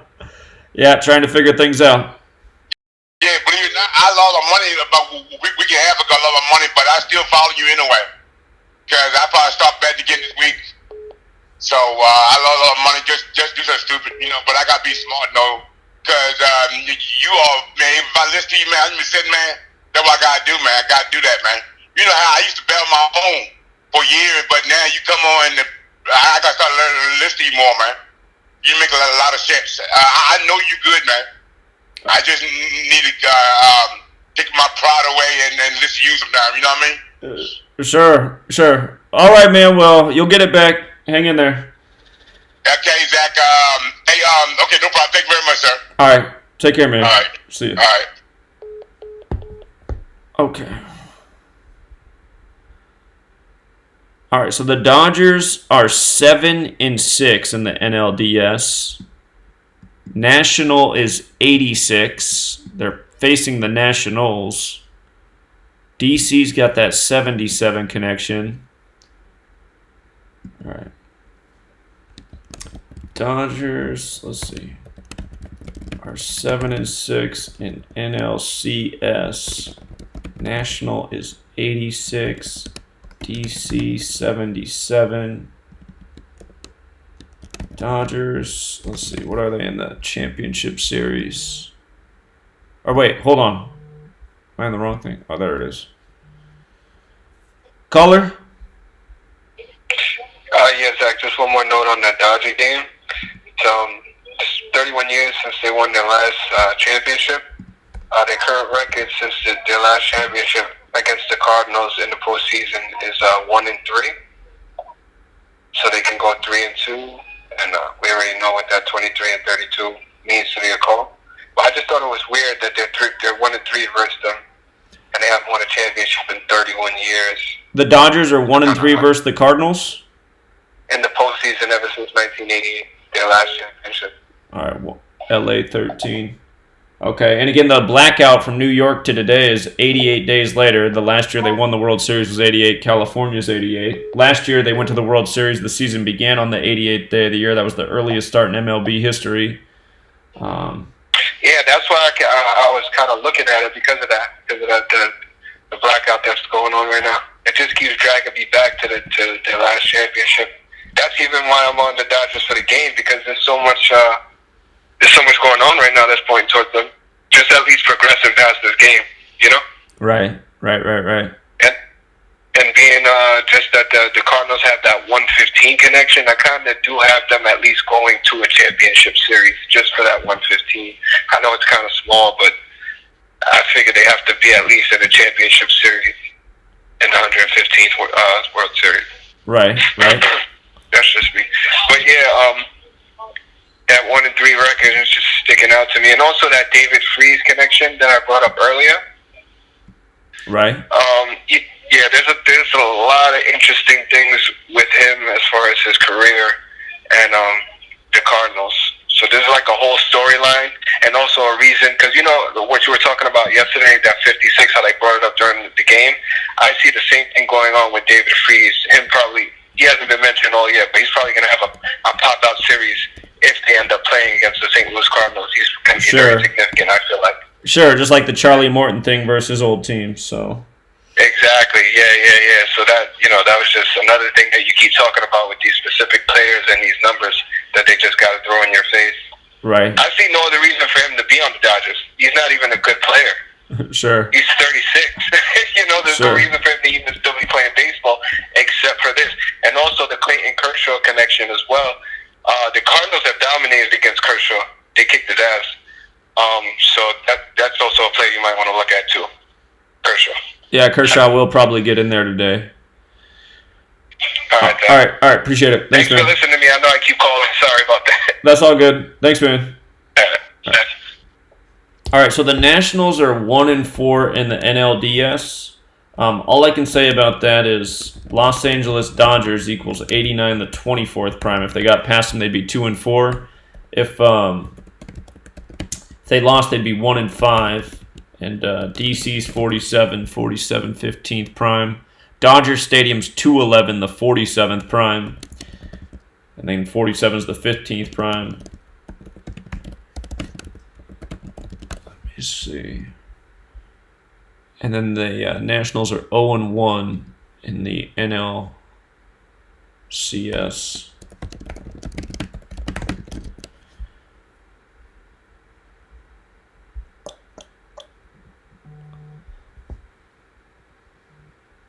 Caller? Hi, how are you today? I just wanted to see if we had talked about the Mystics game yet. Yeah, we reviewed that at the beginning.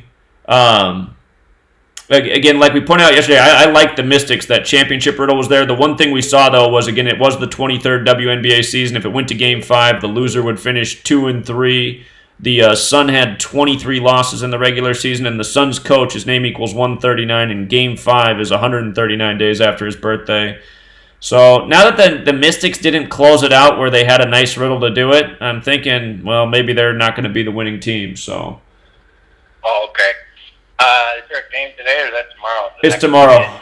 It's tomorrow, October 10th. We'll look at that game again tomorrow. I don't know my WNBA history real well, but usually 57 and championships are great connections, so that was a little bit surprising there. Okay, thank you. Yeah, welcome in. Take care. Caller? How you doing, man? I called earlier when I asked you to Decode Walker Buehler just because I want to keep it on topic. You're still discussing the Dodgers. I'm not sure how relevant it is, but I looked up the regular season matchup that the Dodgers had with the other three teams involved.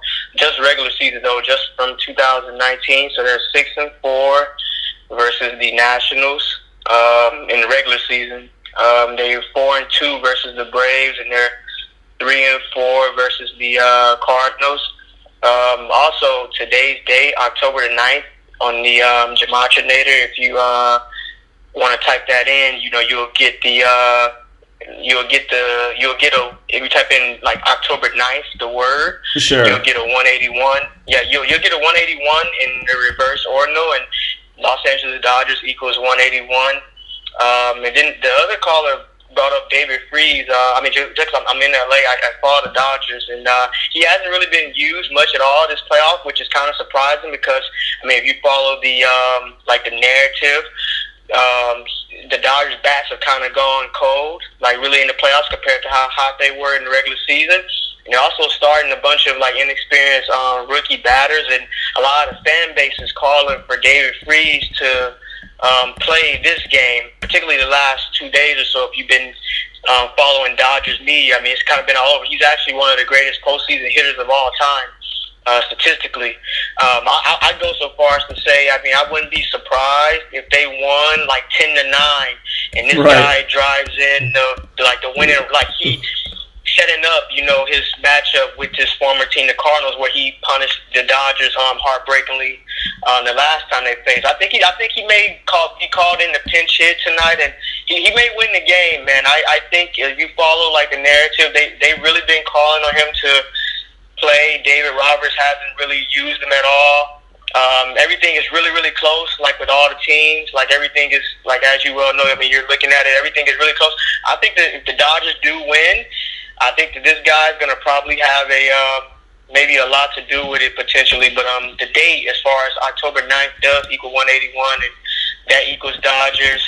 So I'll let you continue to do the decoding. But I think David Freese may win the he may have a big night tonight. Well, you saying that made me go look at Cody Bellinger, too. Today happens to be Cody Bellinger's 89th day of his age. Los Angeles Dodgers 89. His full name equals 89.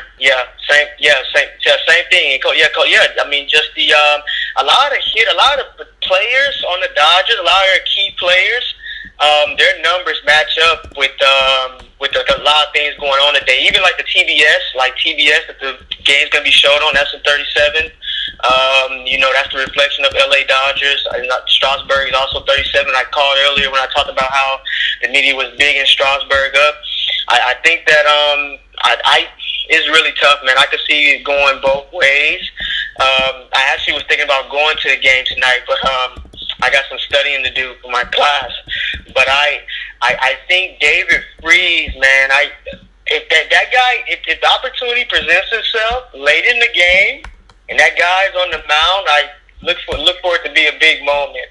I'll leave it at that. Let you continue doing the decoding. All right, appreciate it. Yeah, good tip, man. Thank you. No problem. All right, so Bellinger, the star of the Dodgers, couldn't have a better alignment for today. It's 88 days after his birthday, or his 89th day of his age. Los Angeles Dodgers 89, Cody James Bellinger's 89. 89's the 24th prime. He's 24 years old.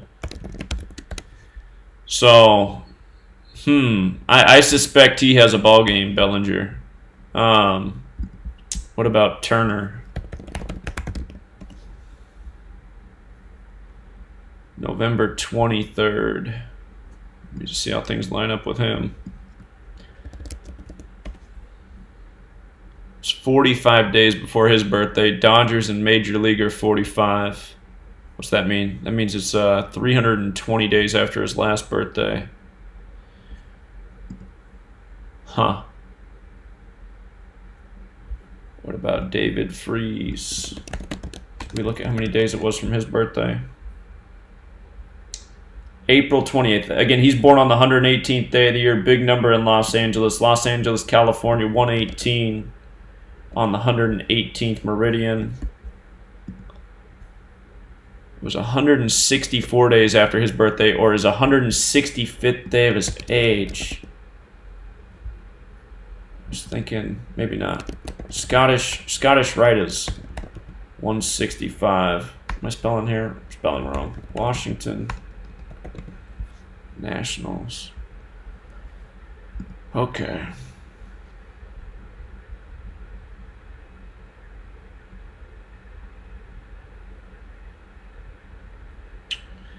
Again, what we saw in the first game earlier today is that you could make an argument. Where did I write it down at?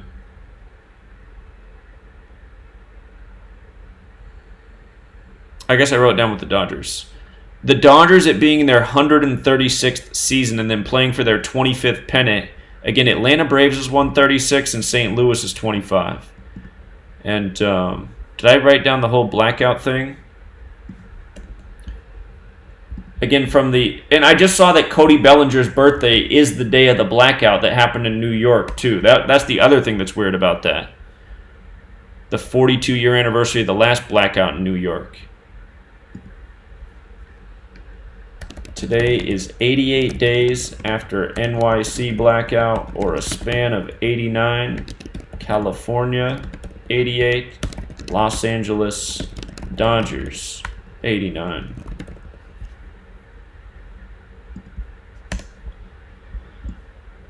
So, Dodgers haven't won World Series since 1988.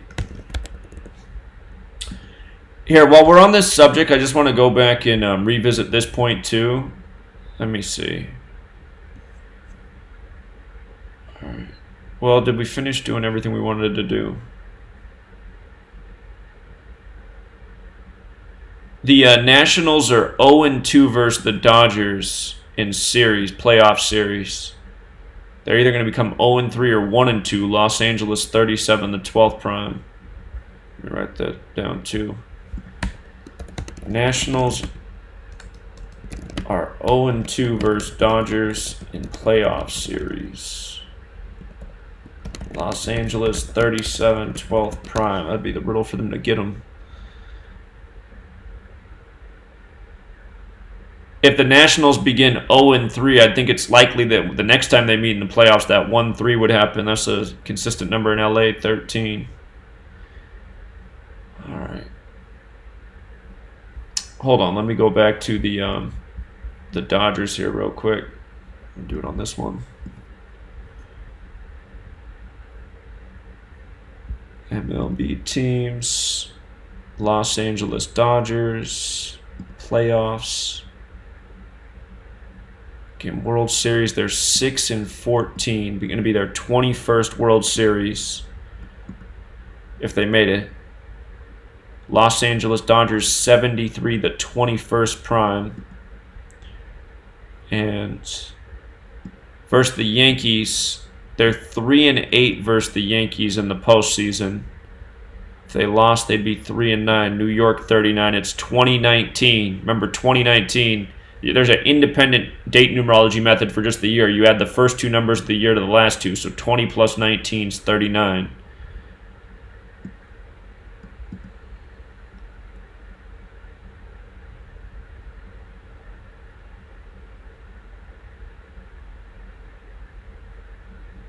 We do the same thing for these other teams. Atlanta Braves. Playoffs.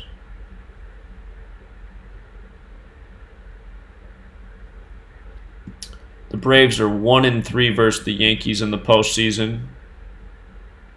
Yankees could become 4-1 versus the Braves. Braves is 41. Right. Right now I'm leaning towards my initial thought that it's going to be the Yankees representing in the AL. Now that the Astros are getting their pitching staff all shaken out of sorts. Let's see. Unless the Nationals win tonight, then again, the only way I really see the Yankees not going to the World Series is if the Nationals advance, because that Nationals-Astros is a possible World Series. Let me see. MLB teams. Right. St. Louis Cardinals. Playoffs. They're 3-2 versus the Yankees. they lost, they'd be 3-3. New York 33. And the Nationals don't have any history with the Yankees.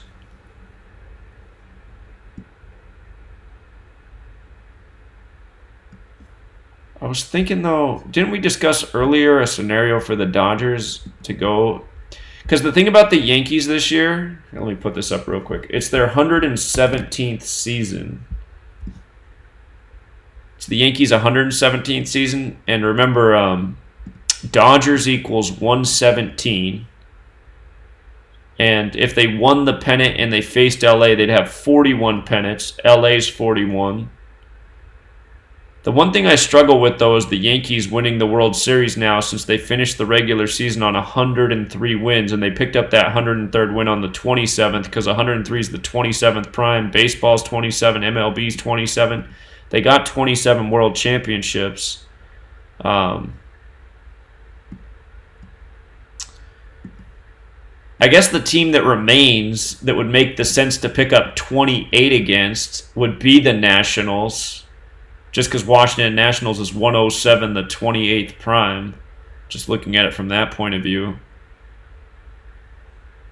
But, yeah, after the blackout, we really zeroed in on the 117th season.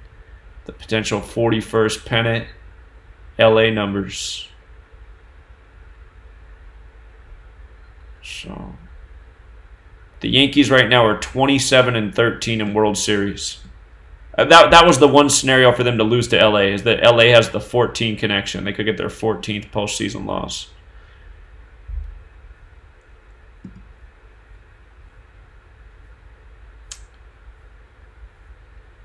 Okay.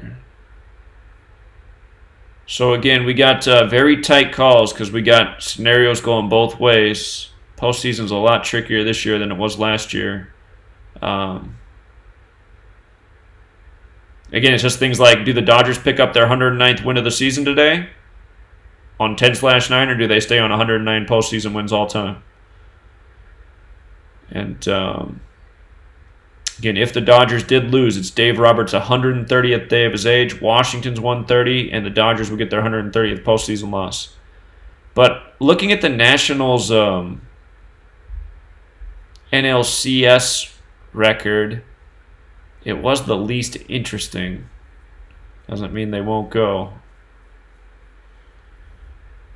All right, let's chill on baseball for a minute. Make sure the notes are all updated. We got a lot of information in there. I expect a good game from Cody Bellinger. I'll put it that way. He's got the what jersey number he wears anyway? Cody Bellinger jersey. 35, huh? 35.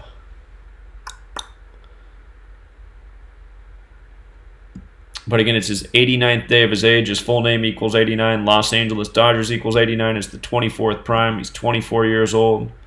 I think he has a special game tonight. All right, let's switch up gears for a minute. Let's look at the hockey games that are being played. Maybe we got some low-hanging fruit. Those could end up being the safer picks today. So, again, I'm looking for points. Yesterday, there was 1 points riddle on the board, and it came through just like we thought. We said it made a lot of sense that the Washington Nationals lost in overtime. That's exactly what they did. Good upset there. So Canadians and Sabres.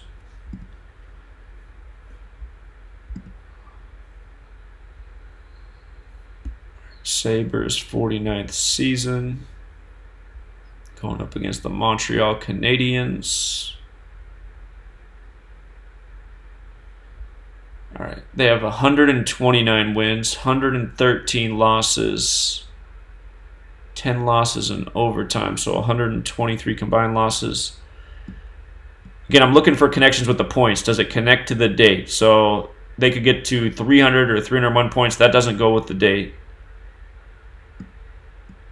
But from the Montreal Canadiens perspective, Buffalo Sabres. Either get to 296 or 297. I don't think 297's prime.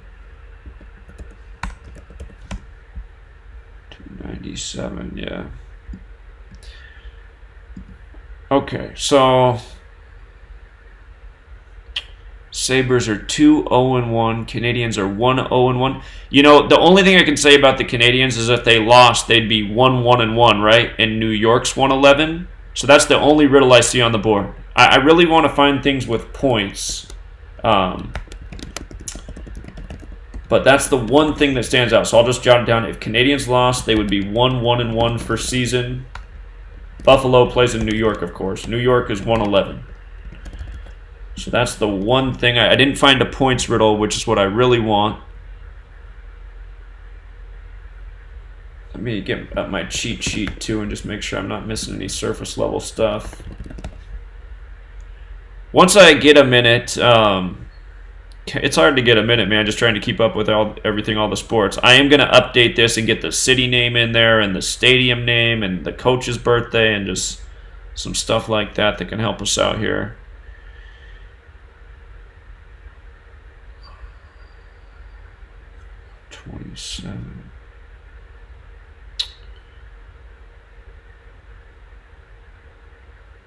Montreal comes in with 111 losses right now in regulation. So if I wonder if the overtime screwed up. Caller? Good morning, Zach. Ron from Thousand Oaks. Hey, man. In regards to the hockey game for the Sabres, I do see that when you put Sabres in the Gematria, it comes out to 127. 127 is the 31st prime. We got a 31-date numerology, so maybe the Sabres take it today. You're right, we do have a 31-date numerology. That 111 would be, I mean, we see that number show up a lot with New York, so I'd say if there's a strong riddle on the board, that's the strongest one. Okay. Yeah. Right on. And also with the points, what you're saying, I think if Kings win today, they had 4 points. It's also a 4-date numerology, and the same would go with the Flyers, I believe, if they win. That is true, because the date numerology does break down to 4. That's not the way I've been doing it, but that is a good observation. That is the way it could fit in. Yeah, I see that. Okay, yeah, right. That's all I got. All right, thanks, man. All right, appreciate it. All right, thanks, Zach. Yeah, I'm going to watch that. So what he's saying is today's 58, right, the date numerology, but in numerology, you're supposed to break it all the way down. 5 plus 8 is 13, 13 is 1 plus 3 is 4. And it's going to be the same always for the 3 primary date methods. 31 is 3 plus 1 is 4, 22 is 2 plus 2 is 4. So he is right. The Flyers could get to 4 points on the season. The Kings could get to 4 points. I've been looking more for things like yesterday, how if the Capitals lost in overtime, they'd have 84 points on the day leaving 84 days left in the year, which is exactly what happened. But hold on. Let's see if yesterday the date numerology broke down to 3. Let's see how many teams ended up on 3 points yesterday. So the Canadians ended... Wait, no. So the Panthers would have had to have lost in overtime to get to 3 points. So that didn't happen there. But hold on, let's look. Islanders would have had to have lost in overtime to get to 3 points. Okay. Penguins would have had to lose in overtime to get to 3. So I'm not sure that we can do it that way. It's an observation. I'm still going to watch it, but I just don't know if that's going to be good for us. Because right now I'm not seeing the 3 points. The Flames lost in overtime to do it yesterday. Caller? Hello? Hello? Yeah, you're on. Hey, Zach, I just made an observation yesterday I thought I'd bring up since you're doing hockey. I saw that the dogs went, it was 7 dogs and 1 favorite one yesterday. And if you do dog in the calculator, it's 17. I don't know if that's relevant. You're saying in hockey the underdogs did really well yesterday? Yeah, I'm sure dogs were 7-1. 7-1 yesterday, huh? Yeah, I actually had both your dogs in a hockey parlay with the baseball game. It worked out nice for me. You took Tampa Bay yesterday? Yeah, with the 2 hockey games. They both won outright, but I was getting a goal and a half on both of your hockey games. Nice, yeah, so that must have been a pretty good payout. Good work. Yeah, I liked it. All right, congratulations, man. Appreciate that. yourself, dog, and the 1-7? Well, I mean, I am hearing your riddle because dogs were 7-1, so favorites were 1-7. Yeah, there is something interesting to that. I wouldn't know how to clue into that though. Yesterday, I'm thinking about why that would have been. So. Oh, okay. All right. Yeah. All right. Well, thanks for the work, man. You do a great job. All right. Appreciate it. Yeah. Good observation. So dogs short for underdogs 17. He's saying the underdogs beat the favorites 7-1. I'm trying to think why that would have been. But yeah, the two games that we liked in hockey were both underdogs. They both came through. Yesterday was October 8th. It wasn't like a date with 59 numerology, so I'm not sure. I'm not sure about that one. But it is a great observation. All right, hold on. Again, later in the season when the points start filling up, like you'll see a team will be facing Buffalo and they'll be going for their 27th points of the season. And the one thing you just got to make sure is like the next opponent they play isn't also 27, because those are the ones where like we get beat, we'll be like, oh, well, why didn't they pick up the 27? They're like, oh, duh, the next opponent's also 27. And then those situations are tricky because, I mean, they could have picked it up in the game you were looking at. But you'll see as the season goes on, teams start picking up the points against the opponents at a fairly high rate. And also, usually those games where the points line up, there's usually something else that lines up too, like getting the correct win on the date numerology, etc., etc. So I'm just looking here at Sabres and Canadians and seeing if anything else makes sense for this game. Canadians have that 102 connection. Again, it'll be the year of the 102nd Stanley Cup. I'll make a note about that too. If the Canadians lost in overtime, they'd be 1-0-2. That's possible too. Canadians could lose in overtime here. Instead of getting the 111 tribute, they might get a 102 tribute since it's their 102nd season. If Montreal lost in OT, they would be 1-0-2. It is their 102nd season. It is a 102nd season. It is the year of the 102nd Stanley Cup. Remember, it's the 103rd season. NHL season began on October 2nd, 10/2, and National Hockey League equals 102. So I do think the most likely riddle here is that the Sabres take this game because the Canadians being 1-11 in New York makes sense. Them also losing in overtime and falling to 102 makes sense as well. That would put them at 4 points on the 4-date numerology like the guy was talking about. But we looked at yesterday and there wasn't many games that followed that 3 pattern, so I mean, I'd say that's something to observe, but yesterday that wasn't consistent, so can't put a lot of stock in it today. But yeah, there's two narratives here that make a lot of sense for the Canadians to lose. The 111 narrative and the 102 narrative. So I got to say, I'm favoring the Sabres in this one. And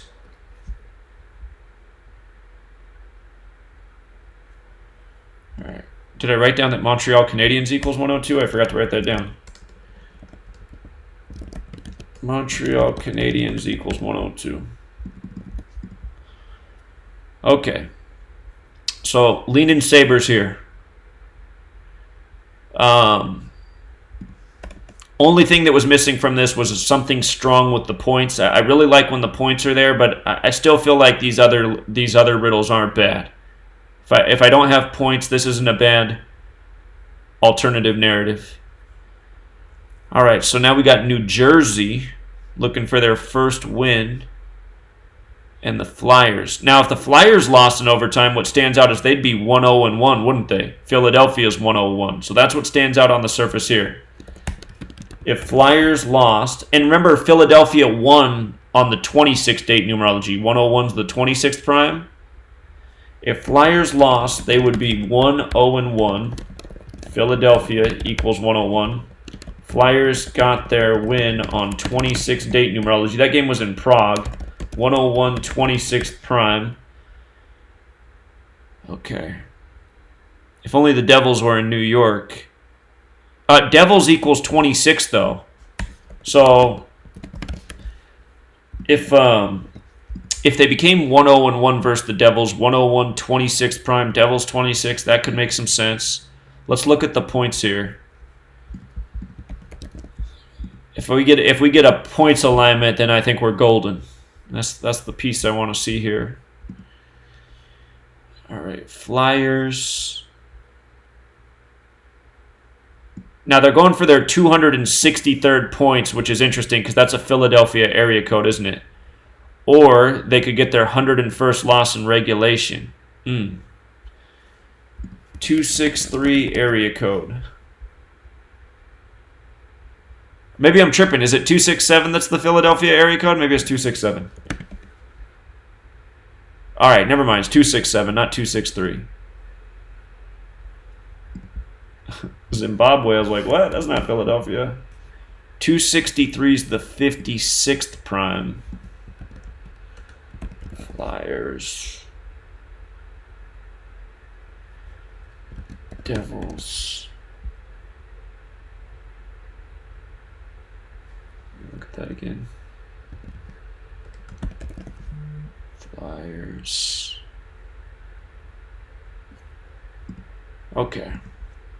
So the Flyers' next loss to the Devils is 101 in regulation. So you could actually get a double 101 tribute. Oh, but that would have to be in regulation. So it couldn't be the overtime thing. If Flyers lost in regulation, they would have 101 losses to Devils.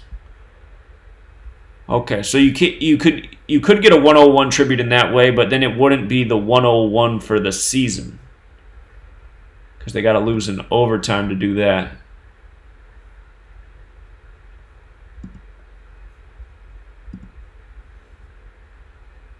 Hold on, it's the Devils' 45th season, and it was the Flyers' 52nd season. 52, Prophecy, Philadelphia.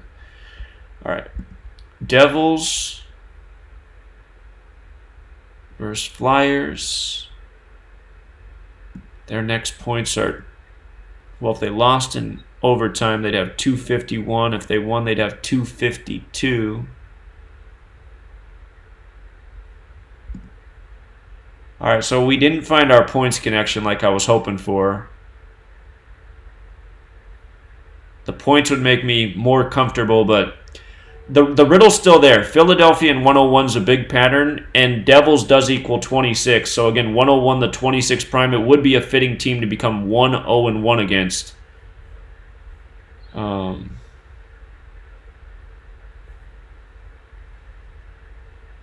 Let me see who the Devils play next. If the Devils play a New York team, I think that would be a good sign too. Just because they'd go in 1-11. Now they play Edmonton Oilers next. Oilers.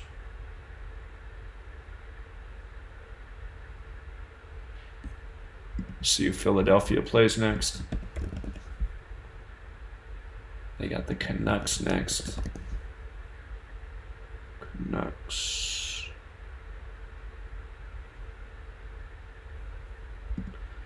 Okay. But yeah, Philadelphia 101. I mean, the symbolism's right there. And it is, the team does have the right Gematria, the opponent.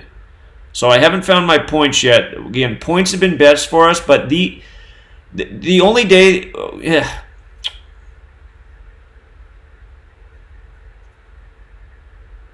Yeah, that day where the 87 riddles didn't come through, that was the day where we got hurt in hockey. But so far, I mean, we're doing good with hockey so far. It's just that one day with the 87 riddles was a real bummer. Those 3 87 riddles, 2 of those 3 looked really good, and none of them came through, which shocked me. Especially the Capitals, who were up 2-0 late in the game and blew the lead and lost. That didn't have a points connection. It had a win-loss connection with the day leaving 87 days left in the year. So it wasn't points riddles that went against us. It was win-loss records on the day leaving 87 days left in the year. Because, again, National Hockey League's 87. Just like how one of the faces of the league, Sidney Crosby, wears the number 87. His birthday's August 7th, National Hockey League 87. That's why I thought those 87 riddles would come through that day. Kings could have improved to 87 wins and 87 losses versus their opponent that day. I thought that was happening. They were a nice upset, but they lost by a goal. All right. So Canucks looking for their first win. What I see on the surface is if the Canucks won, both teams would be 1-2. Los Angeles 37, the 12th prime. Let's see the points here. Maybe we can get a points riddle. Vancouver Canucks.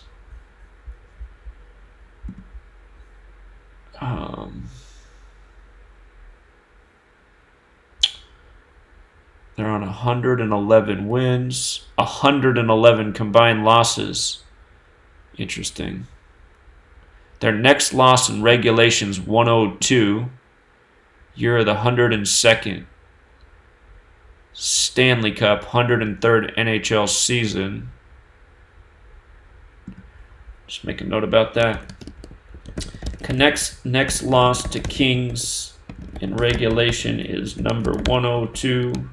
Again, year of 102nd Stanley Cup. Doesn't mean it has to come today.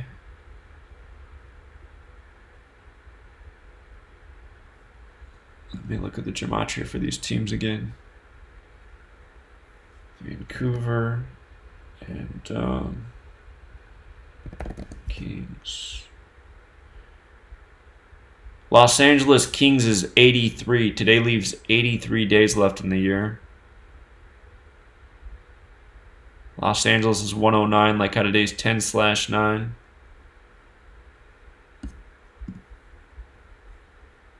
Might be something to keep in mind with the baseball game going on too.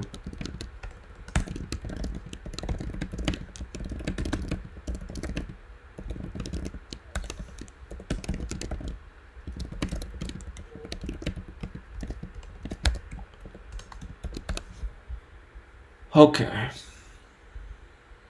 So Vancouver's a pretty big favorite here. The line was -160. Did they have a connection to that? No. All right, so the Canucks and the Kings, there's nothing in the points. I just see that the next loss is 102, a big number this year, but it doesn't have to come today. I imagine they'll play each other again. Let me see. The Kings versus Vancouver. Caller? Hey, what's up, Zach? Hey, man. What's up? I just want to put something out. I gotta go to a meeting or whatever, but I want to put something out about Thursday Night Football. I found something that you might like. If the schedule, like the Patriots, on Thursday Night Football, they're 6-1, and if they win, it's gonna get 7-1, and New York Giants is 71. New York Giants does equal 71. That's true. Okay, so... And on the other side, too, if the Giants lose, they're going to be 3-5, so like 35, and Tom Brady's 35. On Thursday Night Football, they'd be 3-5? Yes, correct. Okay, those are some good options. Where did you get your stats for the Thursday Night Football? I just go through that actual like Wikipedia, and I physically go there. Okay, so I just want to point out, remember last week I showed how the Wikipedia for Thursday Night Football was wrong because it didn't have all the Seahawks games in there. All right. I gotta check that out then. Yeah, so beware of that because if you look at but prior to last week's game, it showed the Seahawks as 6-2 on Thursday Night Football, which was wrong because Russell Wilson himself was 7-1 on Thursday Night Football, and he became 8-1. So. 8-1. Okay. What am I gonna use instead? How am I gonna do that if I can't use Wikipedia? If it's not correct. Well, we're gonna have to look around and see if those numbers are the same as what other people are reporting. If they are, then we can use them. Okay. Hey, the race won, huh? Had the basic work. Yeah, that was a great catch with the 137. That was a huge winning clue right there. So. Yeah. Did you already do the two baseball things yet or no? Yeah, we've been working on baseball for a long time today. Which one did you end up leaning towards, I should say? I didn't. It's just it's too tight of a narrative in my opinion on both sides. So. Really? a nice pick for the Dodgers. The Dodgers will get that what is it? Well, I do think things look a little bit better for the Dodgers, but the reason I don't like the game is because they could pick up their 130th postseason loss. Washington's 130, and it's Dave Roberts' 130th day of his age. So, I mean, that's enough to scare me away. Oh, but did you look at his all-time losses?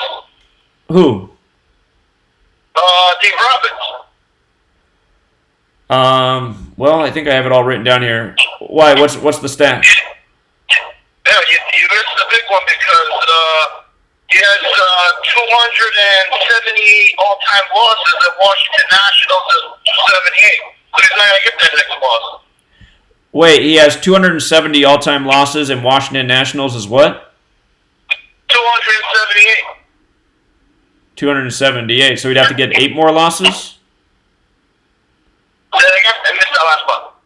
Well, are you saying he's on 278 all-time losses? Yeah, he has it right now. So that's it. He's not going to get it now against the Washington Nationals. Going to stay on that. He should. Okay. Well, I'll tell you what. I'm cheering for the Dodgers tonight because I don't want to see the Nationals advance because then I'm going to be afraid for the Yankees. So. Oh, yeah. Yeah. Okay. All right. All right. Thanks, man. I'll double check it. Appreciate it. Okay. Yeah, he called in yesterday at the 30-minute mark and caught what I overlooked about Verlander picking up his 137th loss. Once we saw that, we said, uh-oh, I think the Rays, they're worth a stab here. That 137 is a big one with Tampa Bay. All right, so this Kings-Canucks game, let me see the Canucks manager. I've noticed that some of these managers picking up their first win of the season, it's perfectly synced with their birthday. Let me see. Canucks coach, Travis Green. Again, we could be doing deeper decodes, and I will later as we get in the season, but so far the points riddles have been great, and I'm just trying to find those. Let's see. His next win is 67. Hockey 67. His next loss is 79. Let me see if that goes with the Kings in any way. Caller? Hey, what's up, Zach? Can you go over the college football game? Is there a college football game today? Yeah. Appalachian State versus UL Lafayette. On a Wednesday? Yeah. All right, here. Yeah, give me a second. All right, appreciate it. All right, see you, man. Okay.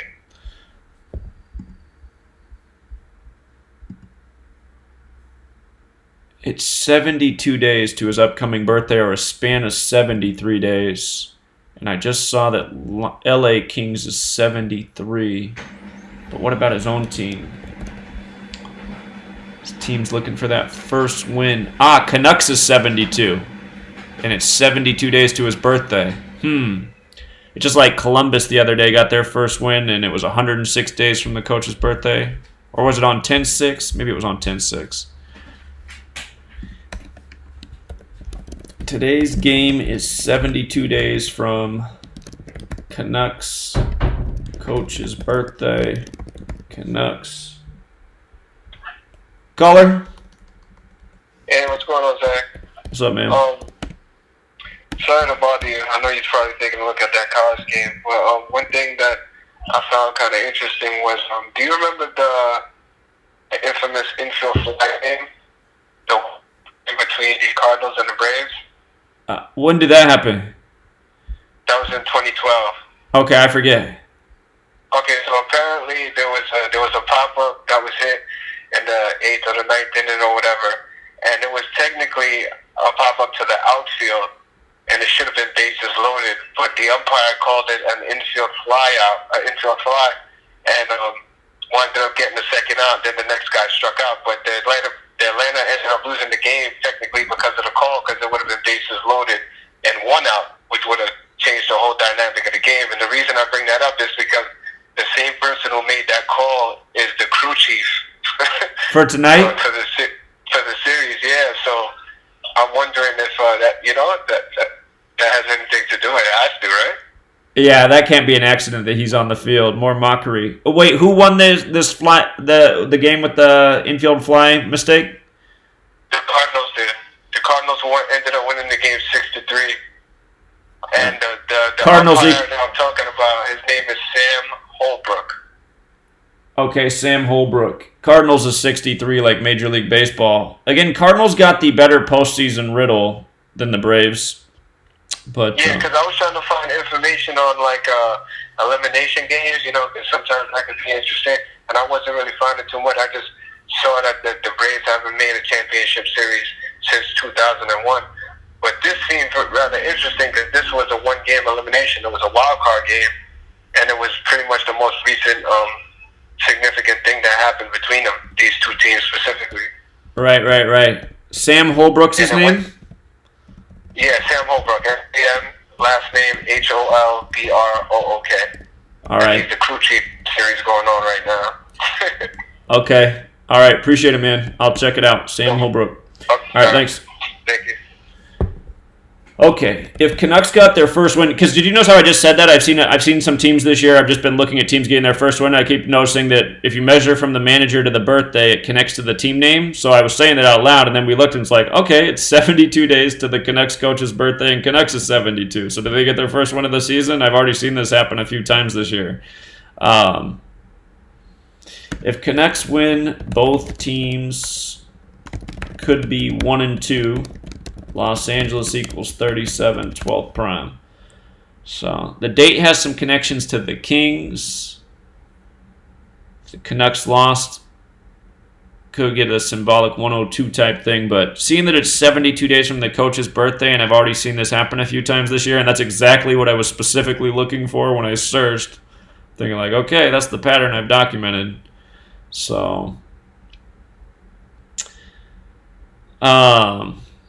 yeah, no, there's no points riddles, unfortunately. Those are my favorite. Those have been the biggest winners for us this year.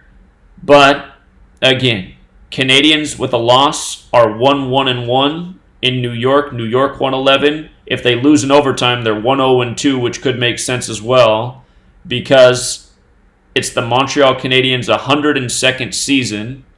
Let me just put it up here again.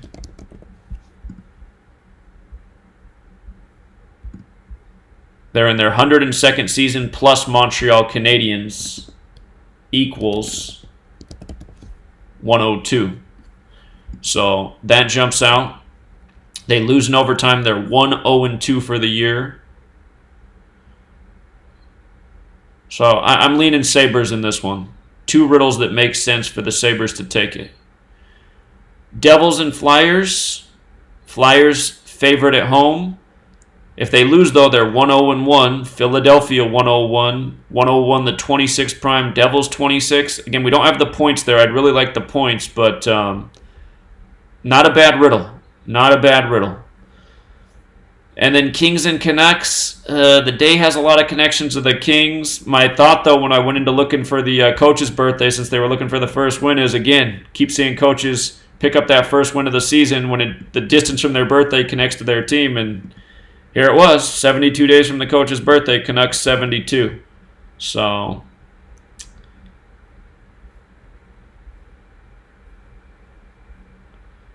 keep it there for NHL. Again, as we get deeper into the season, it'll get easier because teams will start picking up points for the season count that, sync with the team they're facing. Those have been the best riddles in the NHL. So here, I'll put up these NHL notes for anybody who wants to look at them, and we'll start a new post here for the college football game tonight. 1 second, let me get this posted on Patreon.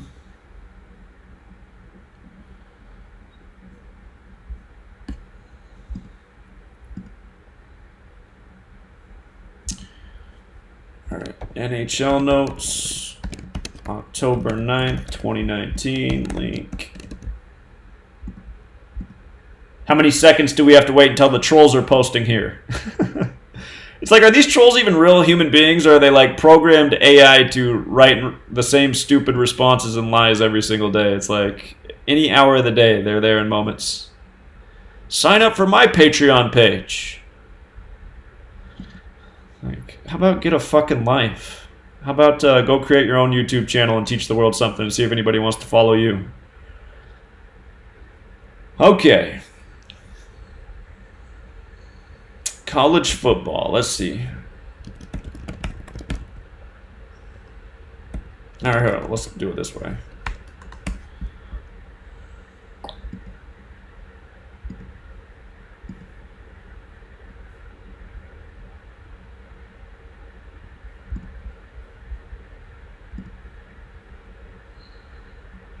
All right, so we got one game. 4-0 versus 4-1. Cajun Field.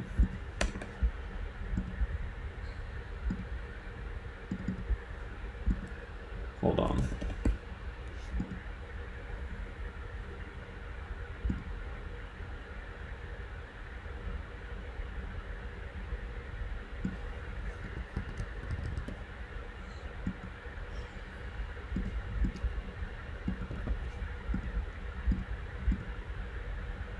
All right, today leaves 83 days left in the year, right? Football's 83. 83 is the 23rd prime. So could we see those numbers paid tribute to today? The over-unders at 70. Let's see here. 109, the 29th prime. Football is also 29. Actually, we have a really great date for football. We have a 29 and a 83 connection, our most important football numbers. Okay, Appalachian State.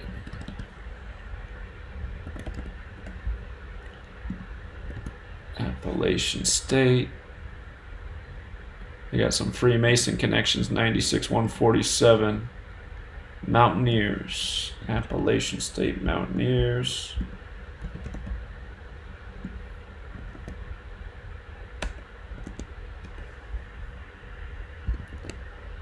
All right, let's just put it up here.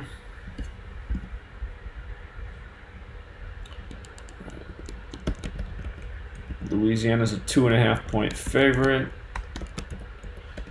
See if we can figure out why these numbers are what they are. Whoops.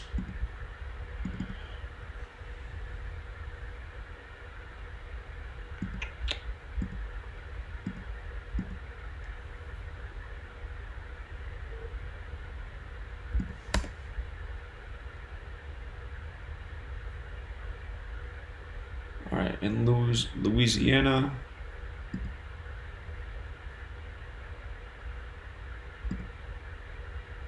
The Ragin' Cajuns.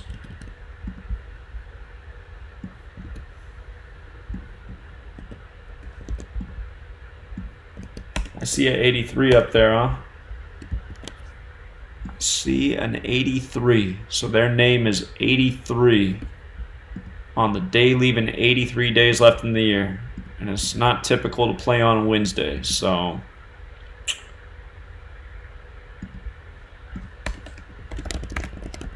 Right. Today leaves 83 days left in the year. Louisiana Ragin' Cajuns equals 83. All right, so that's the first thing. We got 38 date numerology as well. Louisiana's 38.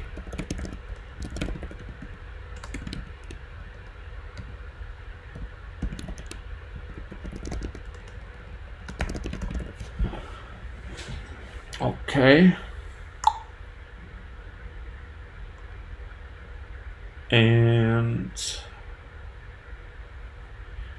all right, let's get the head-to-head here.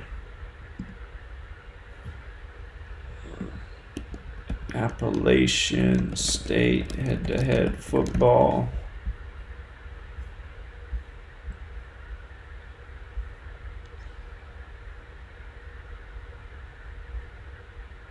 All right, let's try it a different way. College football reference. Appalachian State.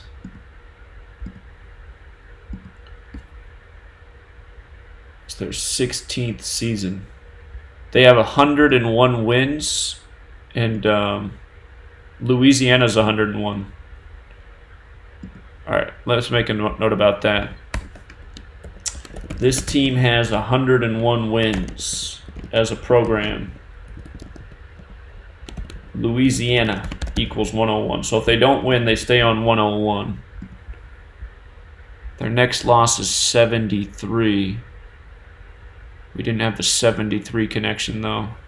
But they could stay on 101 wins versus Louisiana. And, all right, hold on. Head to head. They're 6-0 versus Louisiana. They've never lost to them. 6-0. All right. Head to head. Appalachian. How do you spell Appalachian? Need an H. Appalachian State is 6-0 versus Louisiana. Make sure I read it wrong and not backwards. Always good to double check. It's easy to get dyslexic when you're looking at too many numbers. All right, so Appalachian versus Louisiana, 6-0. 207-73. I mean, they've really whooped their ass. They've scored almost 3 times as much as them. 207-73 in scoring. So, despite that history, Louisiana's the favorite. Make sure I'm not missing anything with the head-to-head records here. Mountaineers is 7-1 if they split the next two. Louisiana's 61 as well. So there's a good reason for Louisiana to finally win one. Louisiana 61. Maybe they split the next two because Mountaineers is 71. They lose their first one today, 6-1. Come back, get the next one, 7-1. Okay.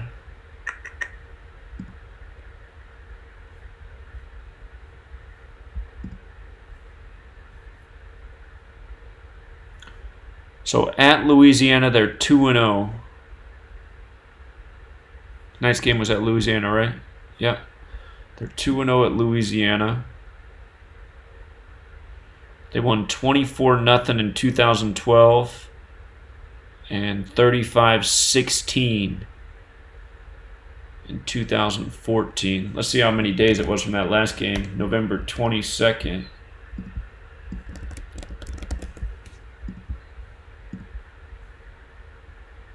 $254 weeks and 4 days. Appalachian State is 2-0 at Louisiana. Did we have a Mountaineers is 71, the 20th prime to be 2-0.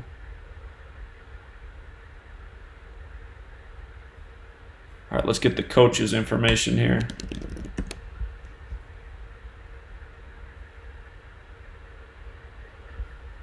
Let's get the coaches.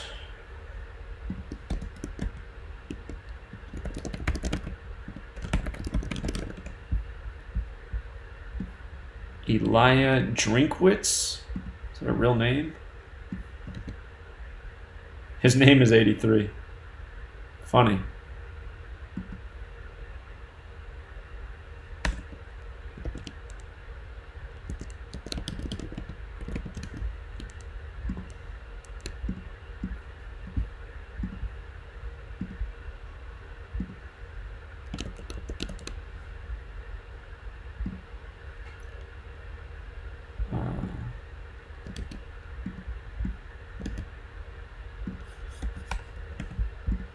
Alright, so that 83 is all over the place here. That's a really weird name. His last name's 109, like out of days October 9th.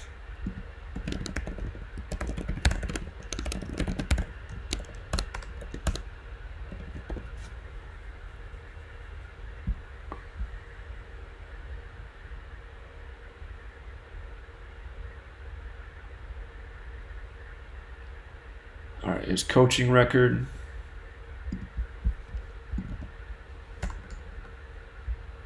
What, he doesn't come up? Oh, Eli Drinkwitz. That's how they got his name in the system. Eli Drinkwitz. That was the over-under, wasn't it? 70. So Eli Drinkwitz equals 70. I forgot to look at the name of the field, too. Cajun Field.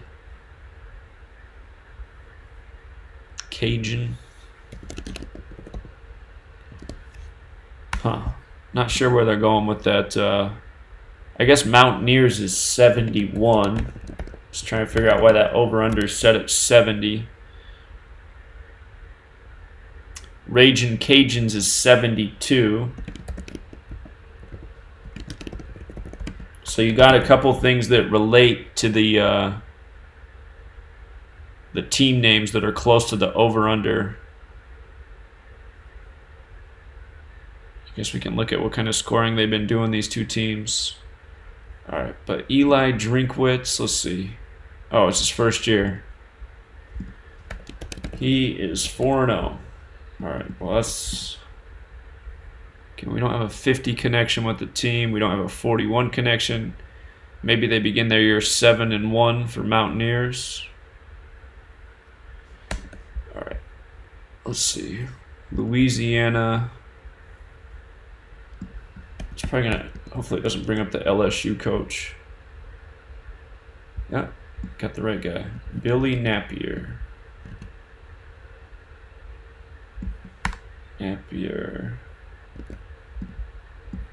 Billy. All right, his name's not quite as interesting as the other coach. Billy Napier. He's 11-8. 4-1 this season.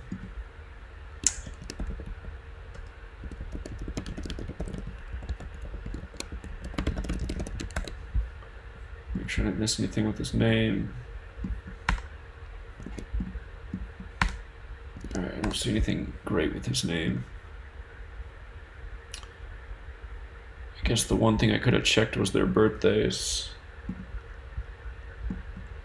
Oh, he's got the same birthday as me. July 21st. How about that? Let's see. It's 80 days after his birthday, his 80th day of his age.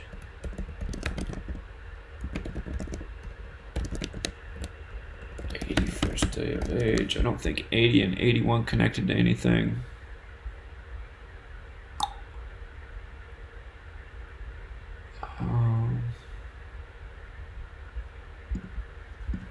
Double check something.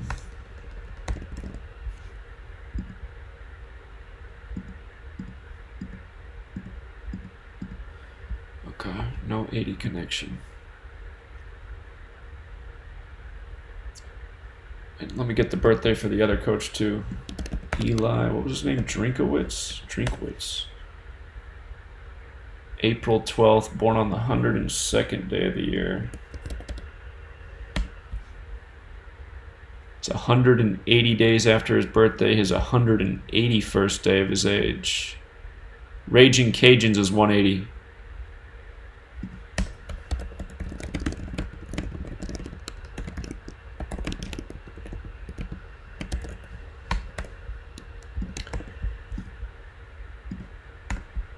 Okay, so to me it looks like quite a bit's pointing in Louisiana's favor. That's my opinion. I forgot to look at how many wins. Hold on, let me do one more thing. Louisiana.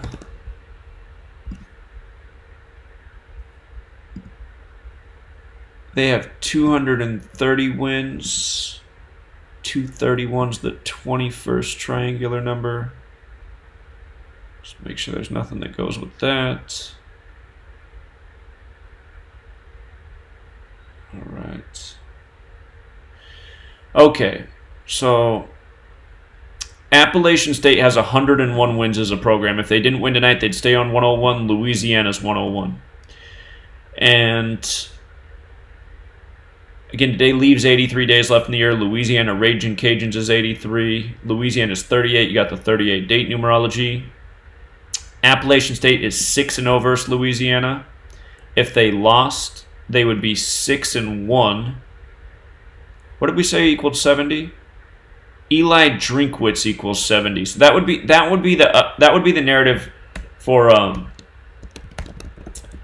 to become 7-0, is that their coach, his name equals 70. So it's possible. His full name was also 83, as we covered. We wrote it down somewhere, didn't we?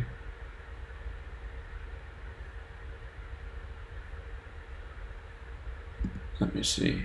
Elia Drinkwitz equals 83. Let's post that.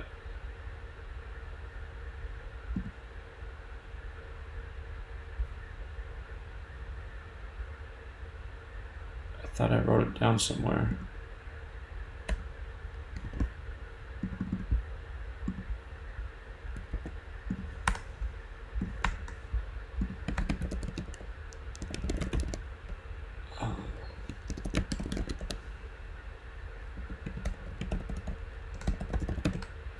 Okay, so this is the one narrative I see for Appalachian State to win to improve to 7-0 is that the coach's name equals 70. But in light of the game being in Louisiana, in light of the date connecting perfectly with the team, in light of the fact that Appalachian State can fall to 6-1 and Louisiana is also 61, that holds some weight.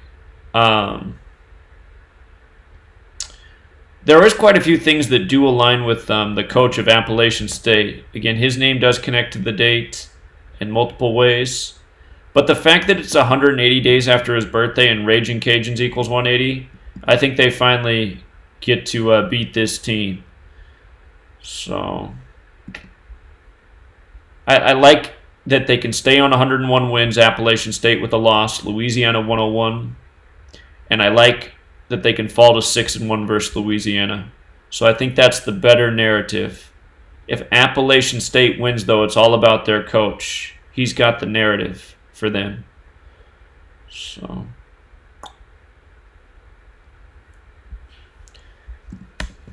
conclusion.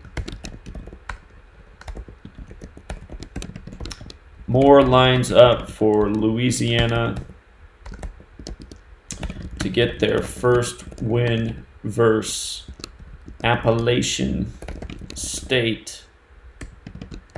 If AS wins and upsets, the narrative would have to be through their coach. That's the thing, college football, the coaches are important, but it's also like, okay, this football team, they really want to beat this opponent. Let's look at the scores of these two teams so far this year to have such a high line. What have they been doing in their games?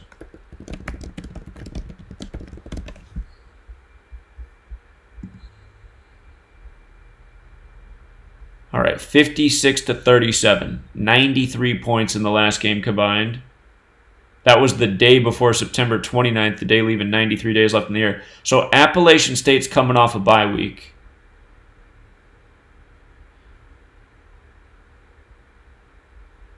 Appalachian State, UNC, 65 points here. 56-41 here. Charlotte 49ers, 97 points on 9-7. Go figure. East Tennessee, 49 points. Okay. So that was for this year. 49. So in two of the... All right, what are they averaging then? 93.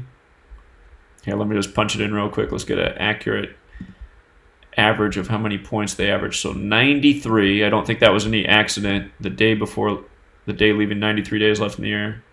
93, 65, 97 on 9-7, 49. So they average more than 70. I guess that's 76 points a game, isn't it? So they average 76 combined points a game. So I'll write that.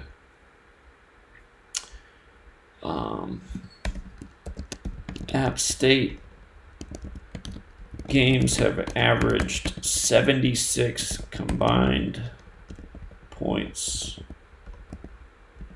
And let's see, Louisiana.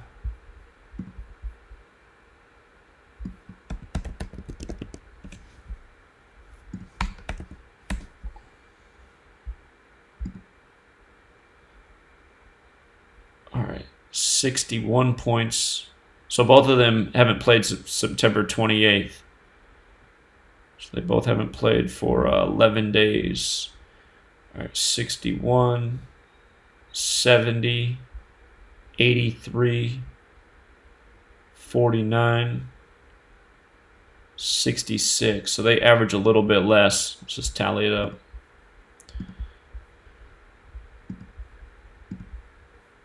66 plus 49 plus 83 plus 70 plus 61. That's 5 games. 65.8 points.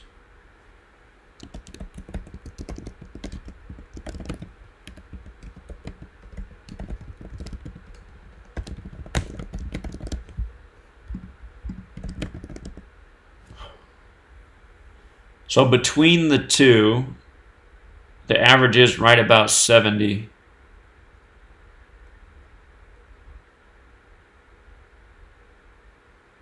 Be something if there was ever a day to score 83 combined points, today would be that day, right? 83 days left in the year. Football 83. The coach's name for Appalachian State's 83. Louisiana Raging Cajuns is 83. Because again, nobody understands these things. I bet you survey every single. If the final score was 83, first of all, half the people in the stadium wouldn't be able to add the two scores together to see that it equaled 83, and then the half that could, they wouldn't know that today leaves 83 days left in the year. And even if one of those people did, none of them would know Gematria, so they wouldn't know about football 83 and all that. So anyway, it's possible. That's why they can do this stuff right in front of everybody's face, because nobody has a clue. So far they're averaging right about that. The 83 tribute could make sense today. Let's see if there's any articles about this coach. I don't think Appalachian State.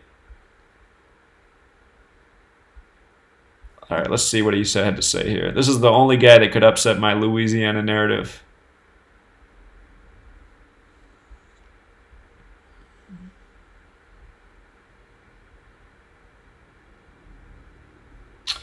Hey guys, thank you. Sorry about being late. Life comes at you fast, and I had to take care of some family business, so he was late to his press conference. But all is well with the new baby girl. Okay, he just had a baby. She is now at home, and her mom and her are doing pretty well. Okay, so he just had a baby.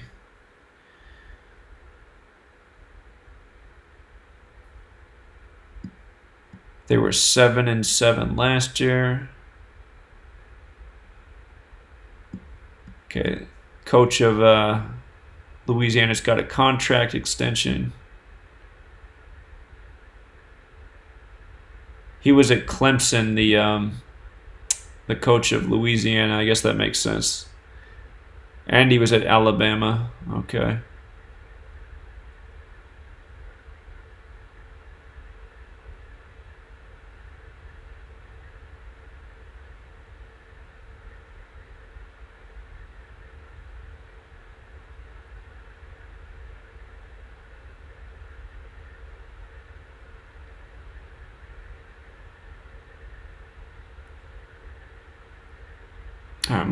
I'm just scanning to see if there's any key numbers they threw out. Not seeing anything. A lot of stuff on game tape.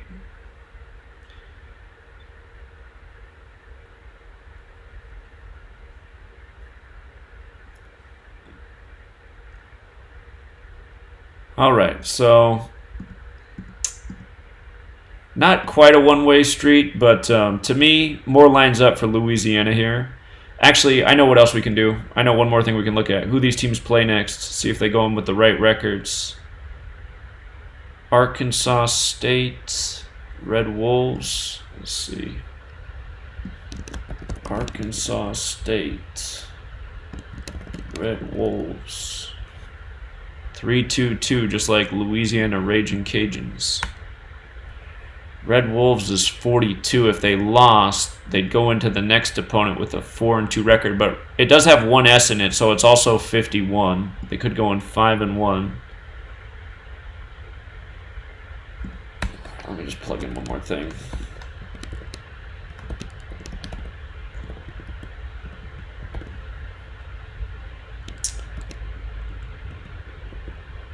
Louisiana faces Red Wolves next. Red Wolves equals 42.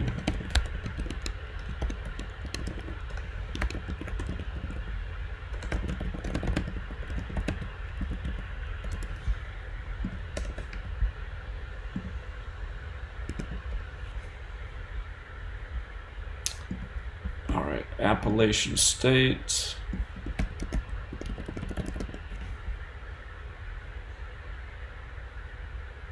They play LA Monroe.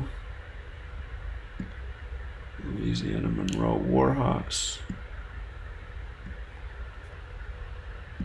Let's see. Warhawks. Louisiana Monroe. 181 42nd prime. They'd have to lose their next 2 games to get to 4-2.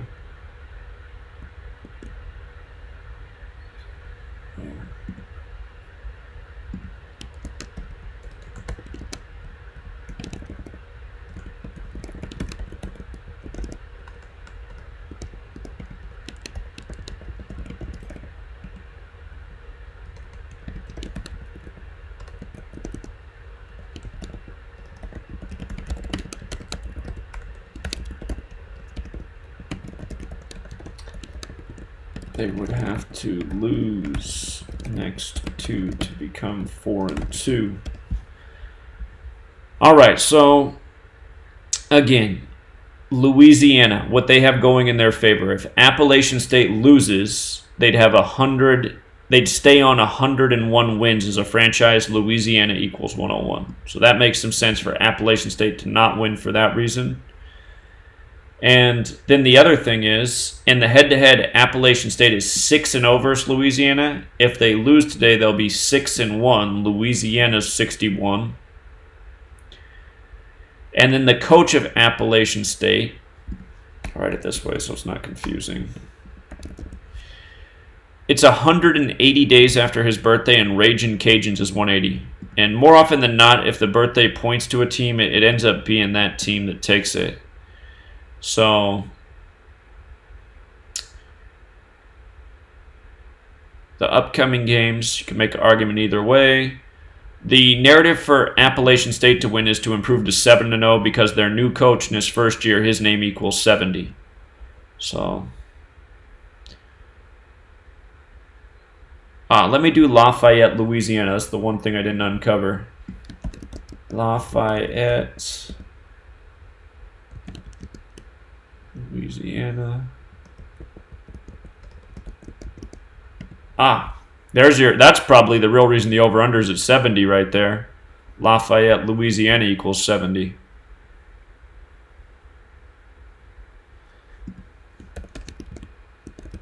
Lafayette, Louisiana 70 in the most pure cipher.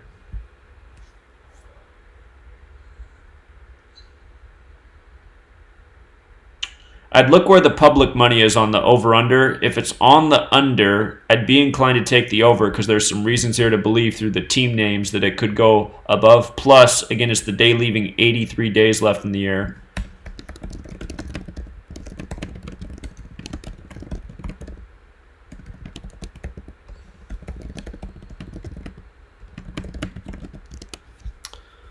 So, if the public money's on the under, the over might be the right call. And again, Louisiana's barely a favorite at home. I wouldn't get beat on the money line, but I got to lean them. They got more riddles in their favor, unless they're just trying to do something with this Drinkwitz guy. So I'll post these notes on the top of the Patreon. And make sure everybody's got them here.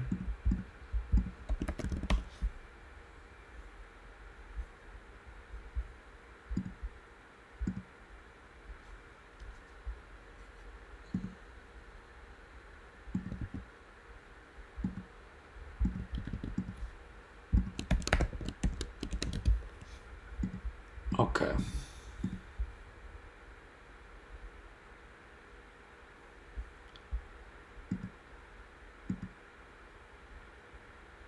Okay, before we wrap it up, let's go back to baseball one more time. Let's take baseball from the top. Again, it's very tight with baseball today. Posted the hockey notes. I think there's honestly better riddles in hockey than baseball today. And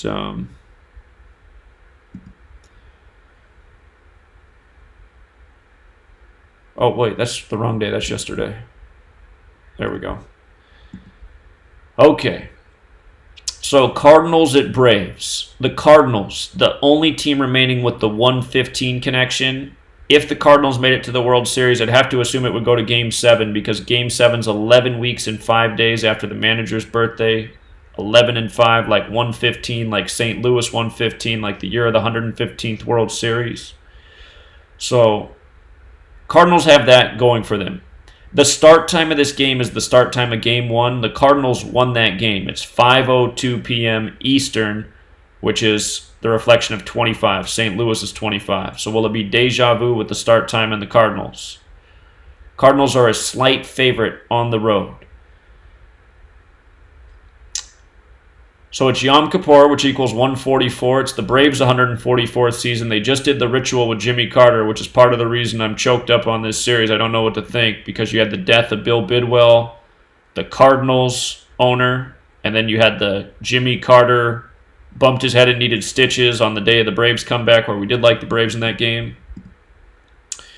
So it's the Braves' 25th year in the playoffs, and they're facing St. Louis, which equals 25, which makes a whole lot of sense. It's the Cardinals' 138th season. Nationals does equal 138. If both teams advance today, the Cardinals would play the Nationals, so that's something to think about. If Atlanta defeated St. Louis today, they would be 7-4 against the Cardinals for the year. St. Louis equals 74. And the name Mike Fulty-Newicks equals 74, who's on the mound for Atlanta. So that's a riddle for Atlanta to win. However, in the postseason, if St. Louis wins, they're going to be 13-6 versus the Braves. Atlanta Braves, 136.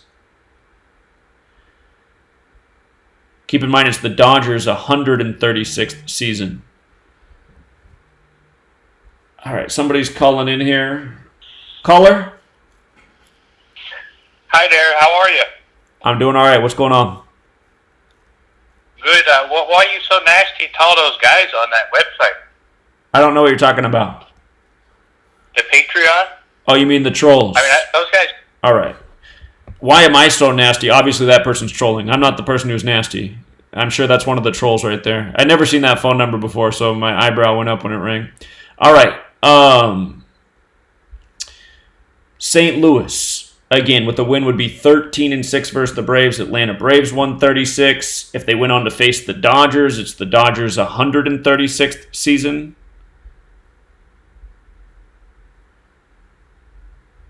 The Braves are 81-91 in the postseason. If the Braves did not win, they'd stay on 81 wins. Cardinals equals 81. And remember, the next round of the playoffs begins on the day leaving 81 days left in the year. So if the Cardinals advance to the next round, they'd be playing Cardinals 81. Next round begins on the day leaving 81 days left in the year. SunTrust Park also equals 81. Hold on. I want to go back and update these notes with those two things. I just want it all to read next to each other so people can really look at this and think about it. But you're going to have to make a real good educated guess today because these riddles... hold on. Let me plug these sentences in there. If Cardinals and Dodgers won... It is LA's 136th season. So that's something to think about with that 136 piece there. And this should be bolded. Okay.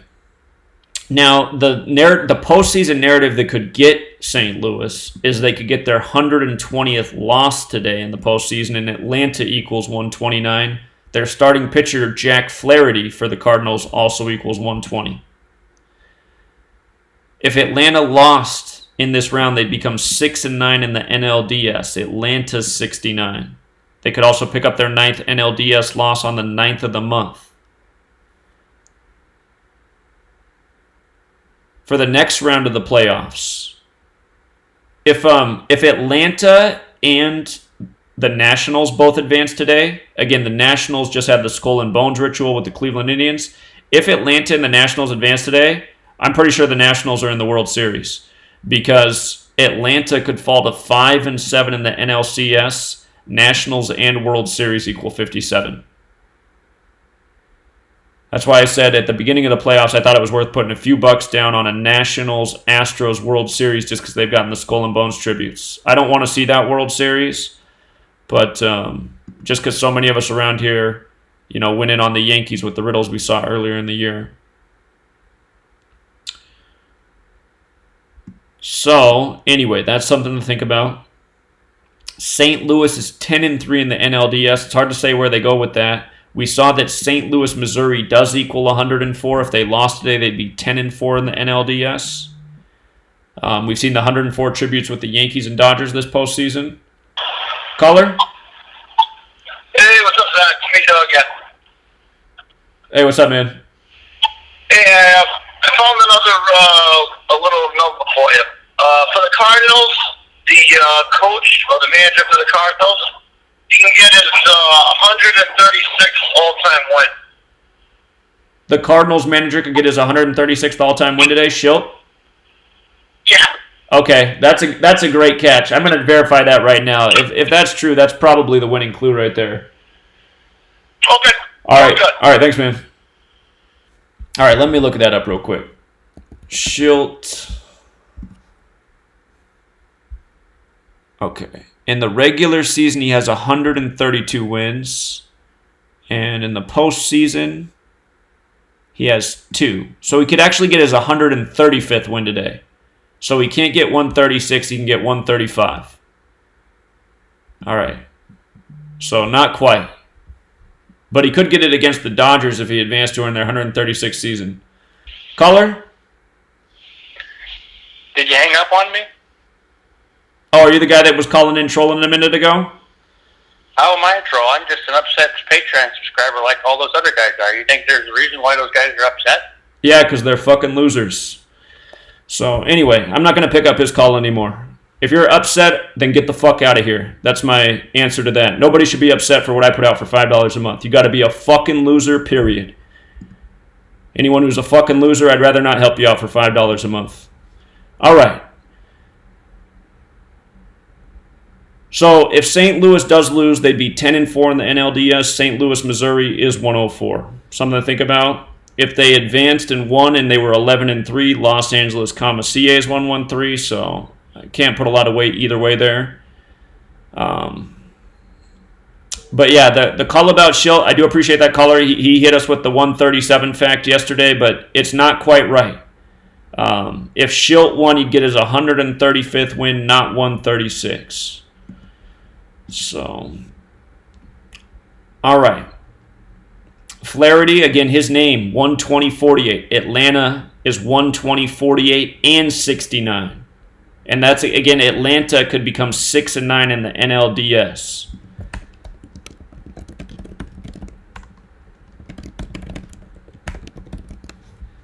Okay. Jack's 25 like St. Louis, 83 like 83 days left in the year, 29 like 109 is the 29th prime. Flaherty's 41 like Braves.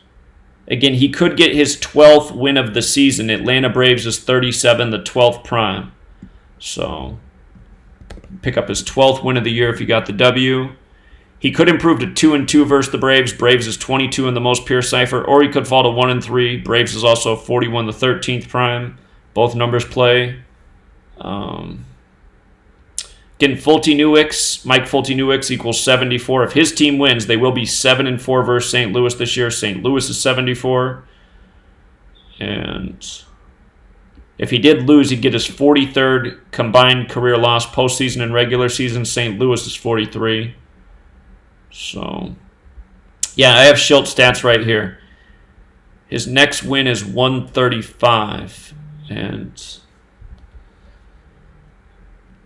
Caller? Hey, what's up? Yeah, you're right. I fucked up on that. Yeah, it's okay. No problem, man. Hey, one last note too. If the Cardinals stay on 73 losses, Los Angeles Dodgers 73. Hold on. Let me go back up to it. Yeah, we somebody called in and pointed that out earlier. I forgot to jot it down, but that is true. If the Cardinals did not lose, they would go into the Dodgers series on 73 losses, right? And then, too, if they don't lose and stay on the away losses, it's 41, and Braves is 41. I'm thinking about that. Well, they're not away. Or wait.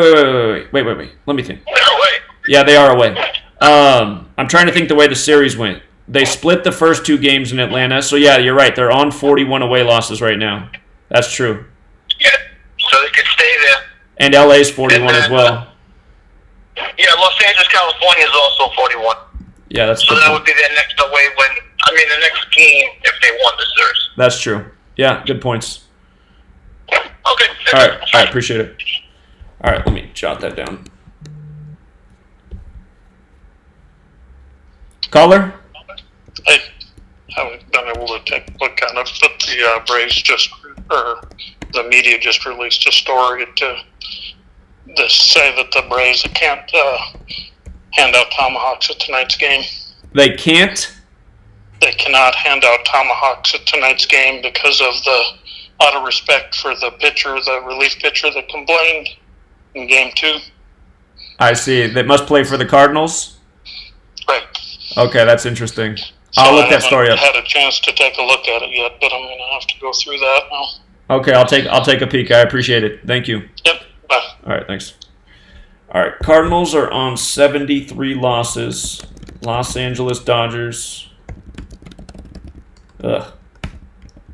equals 73. Who they could play next. And Cardinals are on 41 away losses total for season. LA equals 41. Braves equals 41.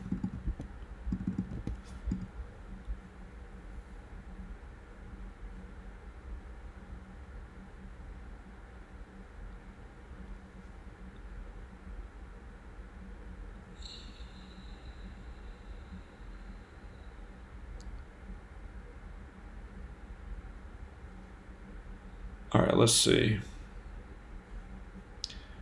All right, so we were finishing going through these notes. I'll look up that story here in a second.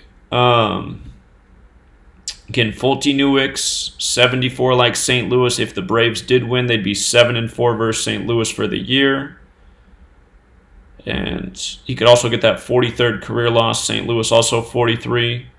We saw that today was Schilt, his 61st day of his age. He's the manager of the Cardinals. St. Louis Cardinals 61. People that don't know, I'll note here. Cardinals manager. Braves manager. The Braves manager postseason record you could make sense of either way. It is the 9th of the month. 45 is the 9th triangular number. Yeah.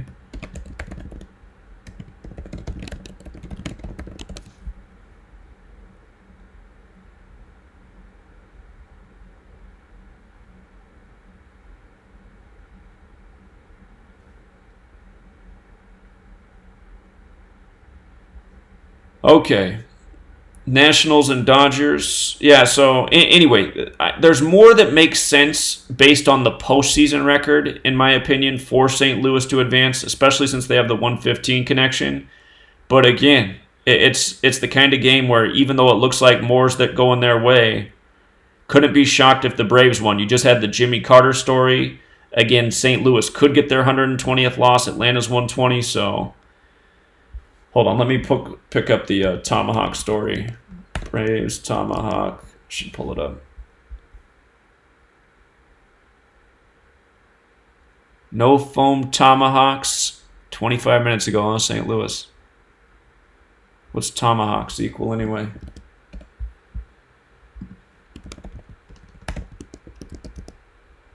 Tomahawks. 111 means times 6, 6, 6, 6. 51.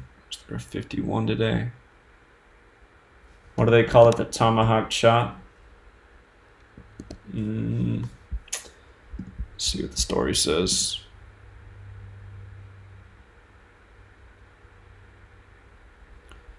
Helsley.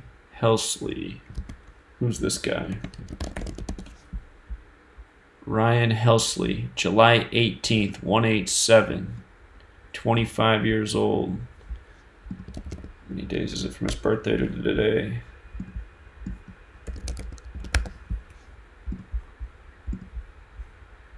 It's 83 days after his birthday or his 84th day of the year. Or 84th day of his age. Again, today leaves 83 days left in the year.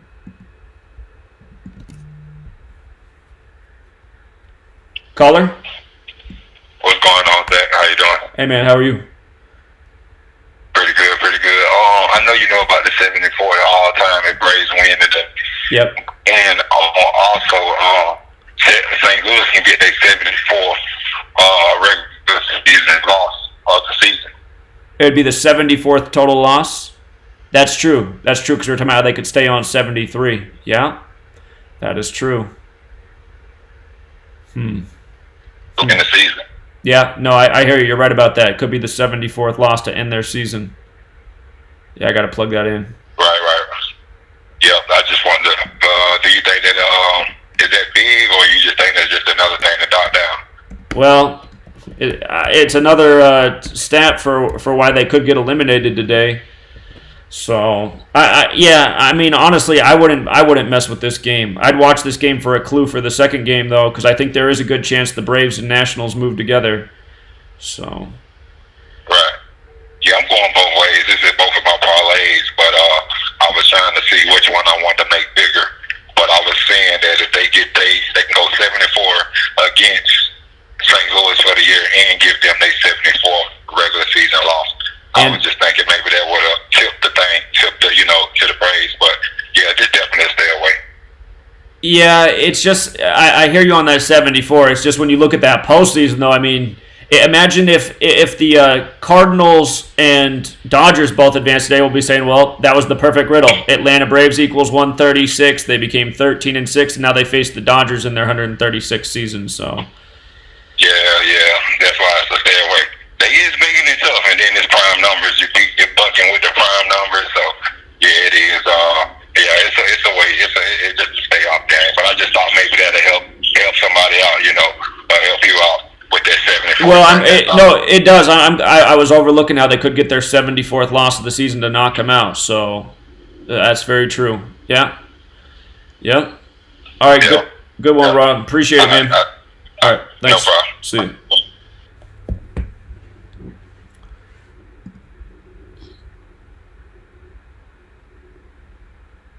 Yeah, I just can't believe the way the scenarios keep coming up in baseball this year. If St. Louis couldn't get this 120th postseason loss, I'd be right in St. Louis. But this just makes it too iffy right here. All right, and then again, Nationals Dodgers to take it from the top.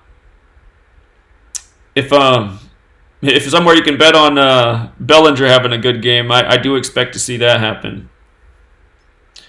So, again, what's weird is on July 13th, we talked about it. We said, blackout in New York City on the 42-year anniversary of the last blackout.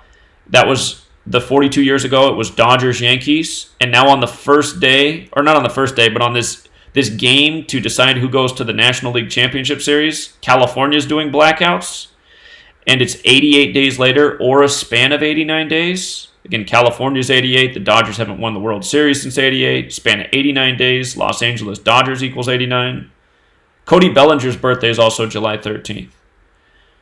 So 13/7 is like 137. Washington, D.C. is 137.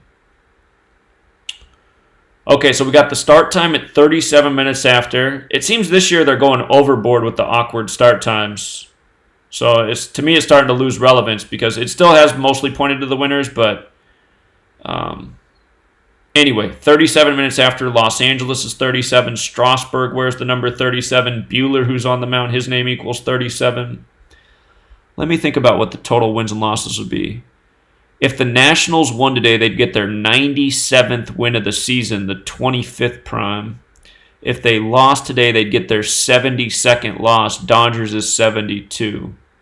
So they could get closed out by the Dodgers with the 72nd loss. Now, the last game was 72 days after Scherzer's birthday, so that had us thinking that, they might get that 72nd loss today.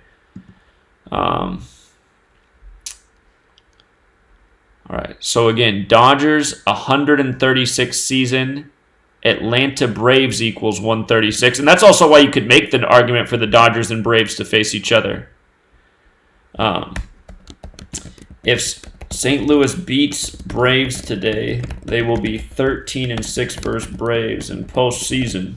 But that is also the narrative for the Braves and Dodgers to me, that they both have the 136 connection. Again, the Dodgers are going for their 25th pennant, though, and if they beat St. Louis equals 25. Dodgers' 33rd playoff appearance, ATL's 33 on the 33rd parallel. The Nationals, it being their 51st season and 6th year in the playoffs, I just don't see the numerical sinks like I do with the other teams. The Dodgers today will either get their 109th win of the season on 10/9, where Los Angeles equals 109, or they'll get stopped at 109 postseason wins all time. And that's just the way the riddles are today. It's just like, seriously? But again, if Washington loses to the Dodgers, if Washington loses today, they'll be 5-7 versus the Dodgers. Nationals is 57, big number with them. It was pointed out by a caller that we verified. Brooklyn Dodgers became the Brooklyn Dodgers left Brooklyn in the year 57. Magic Johnson, who's a part owner of the Dodgers, today's his 57th day of his age. He said he was going to sit back and watch his Dodgers this year. You got 33 runs scored coming into this game. Nationals is 33. Dodgers are 8-6 versus the Nationals. Yeah, I still don't know what to do with that. 9-6 is the more symbolic number to me, but could be missing something there. The Nationals' narrative to win is to get their 16th postseason win because Los Angeles is 53, the 16th prime. The last game, LA did lose 1-6. DC won it 6-1. Washington, DC 61. I can't decide if that tribute was about the fact that they're going on their way to get their 16th game or if it was just a Washington, DC tribute winning 6-1.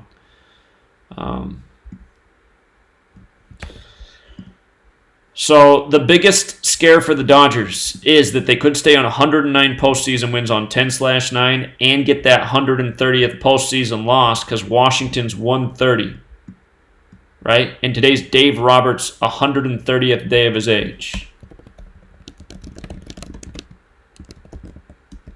Or is it 130 days after his birthday or 130th day of his age? It's 130 days after his birthday.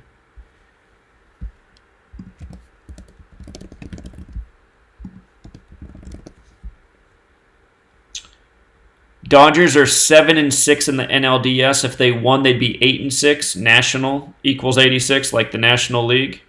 If they lost, they'd be 7-7. Big number there with DC. Make sure I'm not missing something with Dodger Stadium.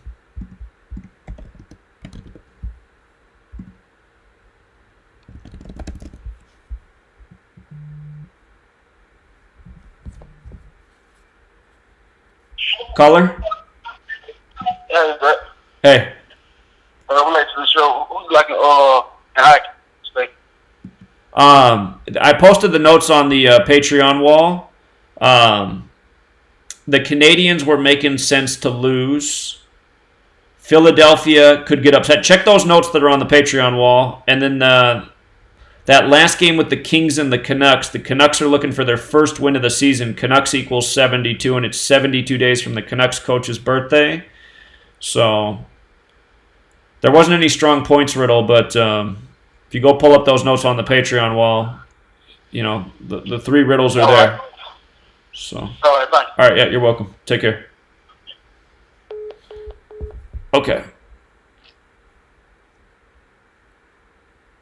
And again, just so people know what I'm talking about, Patreon wall, if you go to the wall and scroll down just like, you know, So right now we got posted college football notes. Of course, the troll's already there. We got NHL notes. The troll's already there. And the live stream going on right now. So, okay.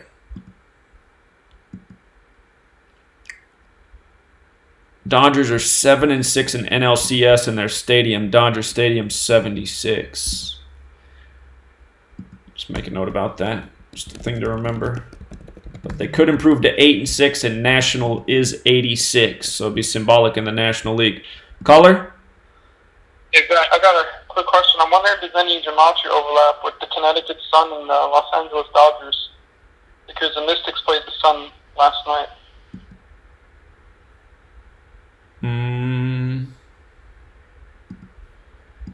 Let me see. Connecticut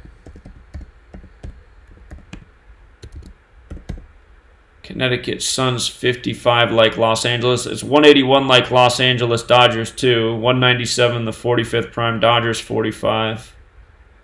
So yeah, there are actually some syncs between those two teams. Connecticut Sun, right? Without the S, just the N? What are you talking about? They're the Sun. No S's in Sam. So that's how we have it. You're doing it as Sun? I just wrote it with Sun. Yeah, no S. Connecticut Okay. Sun, 181, the exact same as Los Angeles Dodgers. Yeah, I had a feeling, sneaky suspicion, there's going to be some overlap. I'm wondering if we can...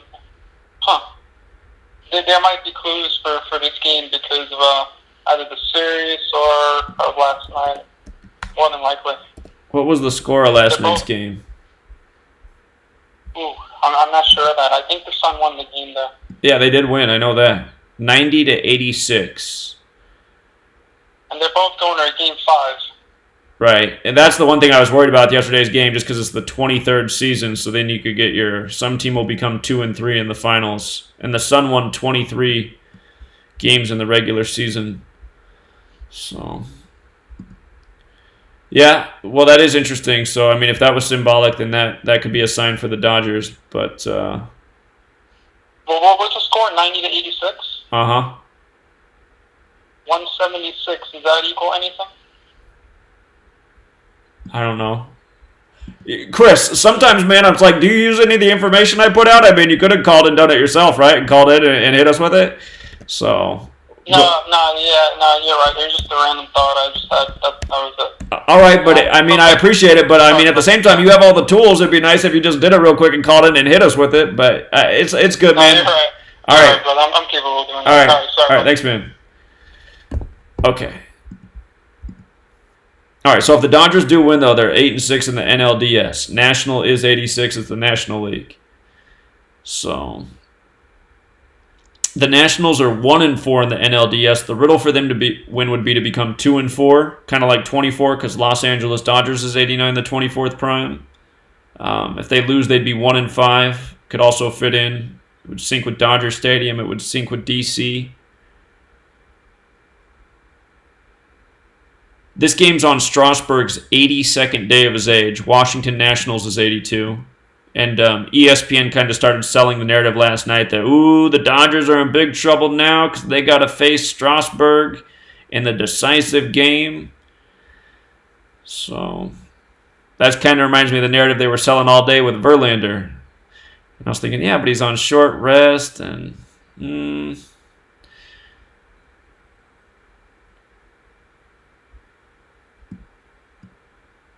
If Strasburg lost, he'd be 19-7 for the year, like 197, the 45th prime. Dodgers 45. Let's see. He's 115-60 for his total career. He could stop on 115 in the year of the 115th World Series. Caller? Hey, say, looking at the no tomahawks thing from putting no tomahawks in, it is a 41 and a 58. All right, we got 58 date numerology and Braves equals 41. And the other thing that I saw that I don't know if you've talked about already is the postseason head-to-head with a loss. St. Louis can go to 12-7, I believe. Right. And 127 is the 31st prime. This is true. You just had the Stitches story from our president. The thing that scares me about the stitches story is that they went public with 14 stitches. So if you take the president's full name, he equals the same thing as Atlanta in two of the base ciphers. And if the Braves went to the World Series, Braves is 22 in our most pure cipher, and the World Series starts on Jimmy Carter's 22nd day of his age. Right. Yeah. It's crazy stuff. I've never seen a year like this where there was just this many riddles floating, so I was just like, what are they doing? But it run no tomahawks once because it runs 41 in full reduction and 58 in reverse full reduction, I believe. Okay. Yeah, good observation. All right, thanks, man. Okay, so if Strasburg did not win today, he'd stay on 115 total career wins, regular season and postseason. Year of the 115th World Series. And you can't get Cardinals is 115. Atlanta, nobody's got a 116 connection. Okay, and then Walker Buehler, it's 73 days after his birthday. Los Angeles Dodgers, 73. Again, Buehler's 37 like Los Angeles, like how he's facing number 37 Strasburg. Start time 37 minutes after the hour. He's on 24 total career wins. If he won, he could get 25. Could be a sign they're going on to play St. Louis. If he didn't win, he could stay on 24. Again, Los Angeles Dodgers, 89, the 24th prime. Can't really take anything from his stats. He's 15-4 total for the year. And I guess next one would be 16, Los Angeles, 53, the 16th prime.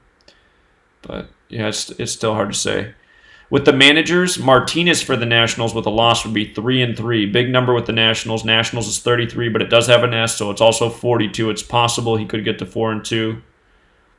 It's 12 days after his birthday. Los Angeles 37, the 12th prime. It's also his 13th day of his age. LA 13.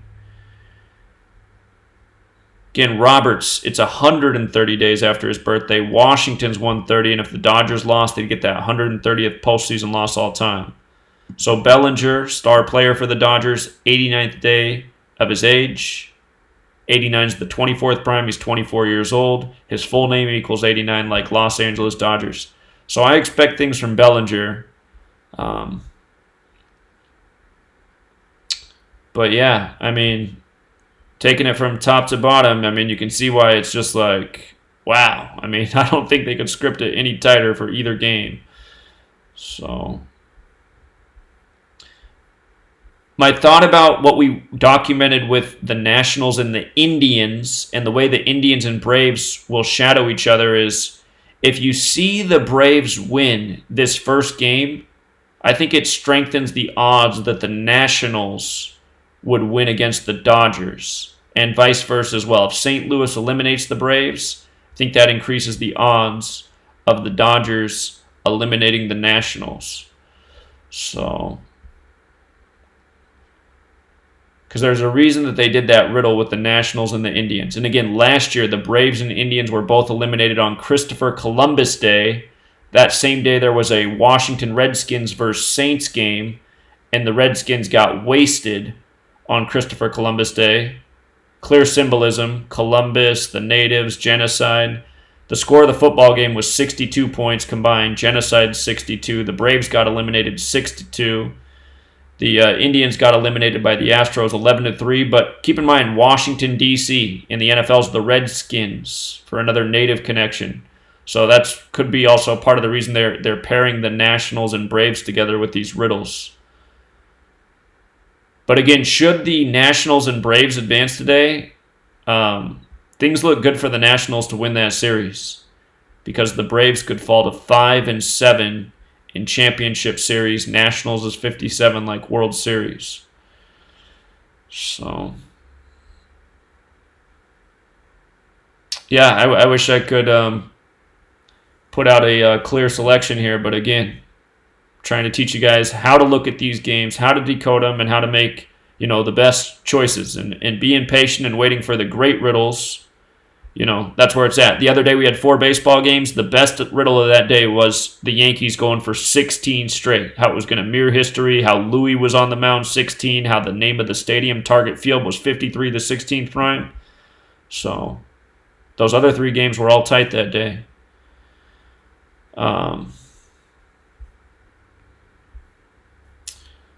So yeah, let's leave it there. I'm going to get back to decoding the rest of things that need to be decoded. But again, tonight's baseball game's very dangerous. So Cardinals are the one team remaining in the postseason that have a 115 connection. And I'll tell you what, had I put out my spring training World Series pick in 2014, it would have been the Cardinals because I was just looking at those 2 ciphers, the alphabetic order and the alphabetic order of the rules of numerology. That's why I picked the New York Mets that year to be in to be in the World Series in spring training.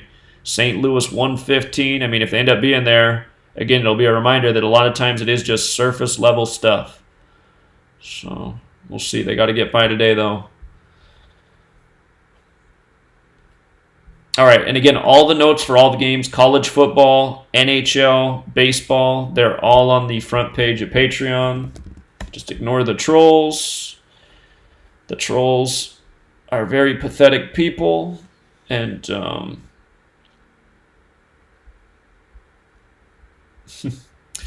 okay, well,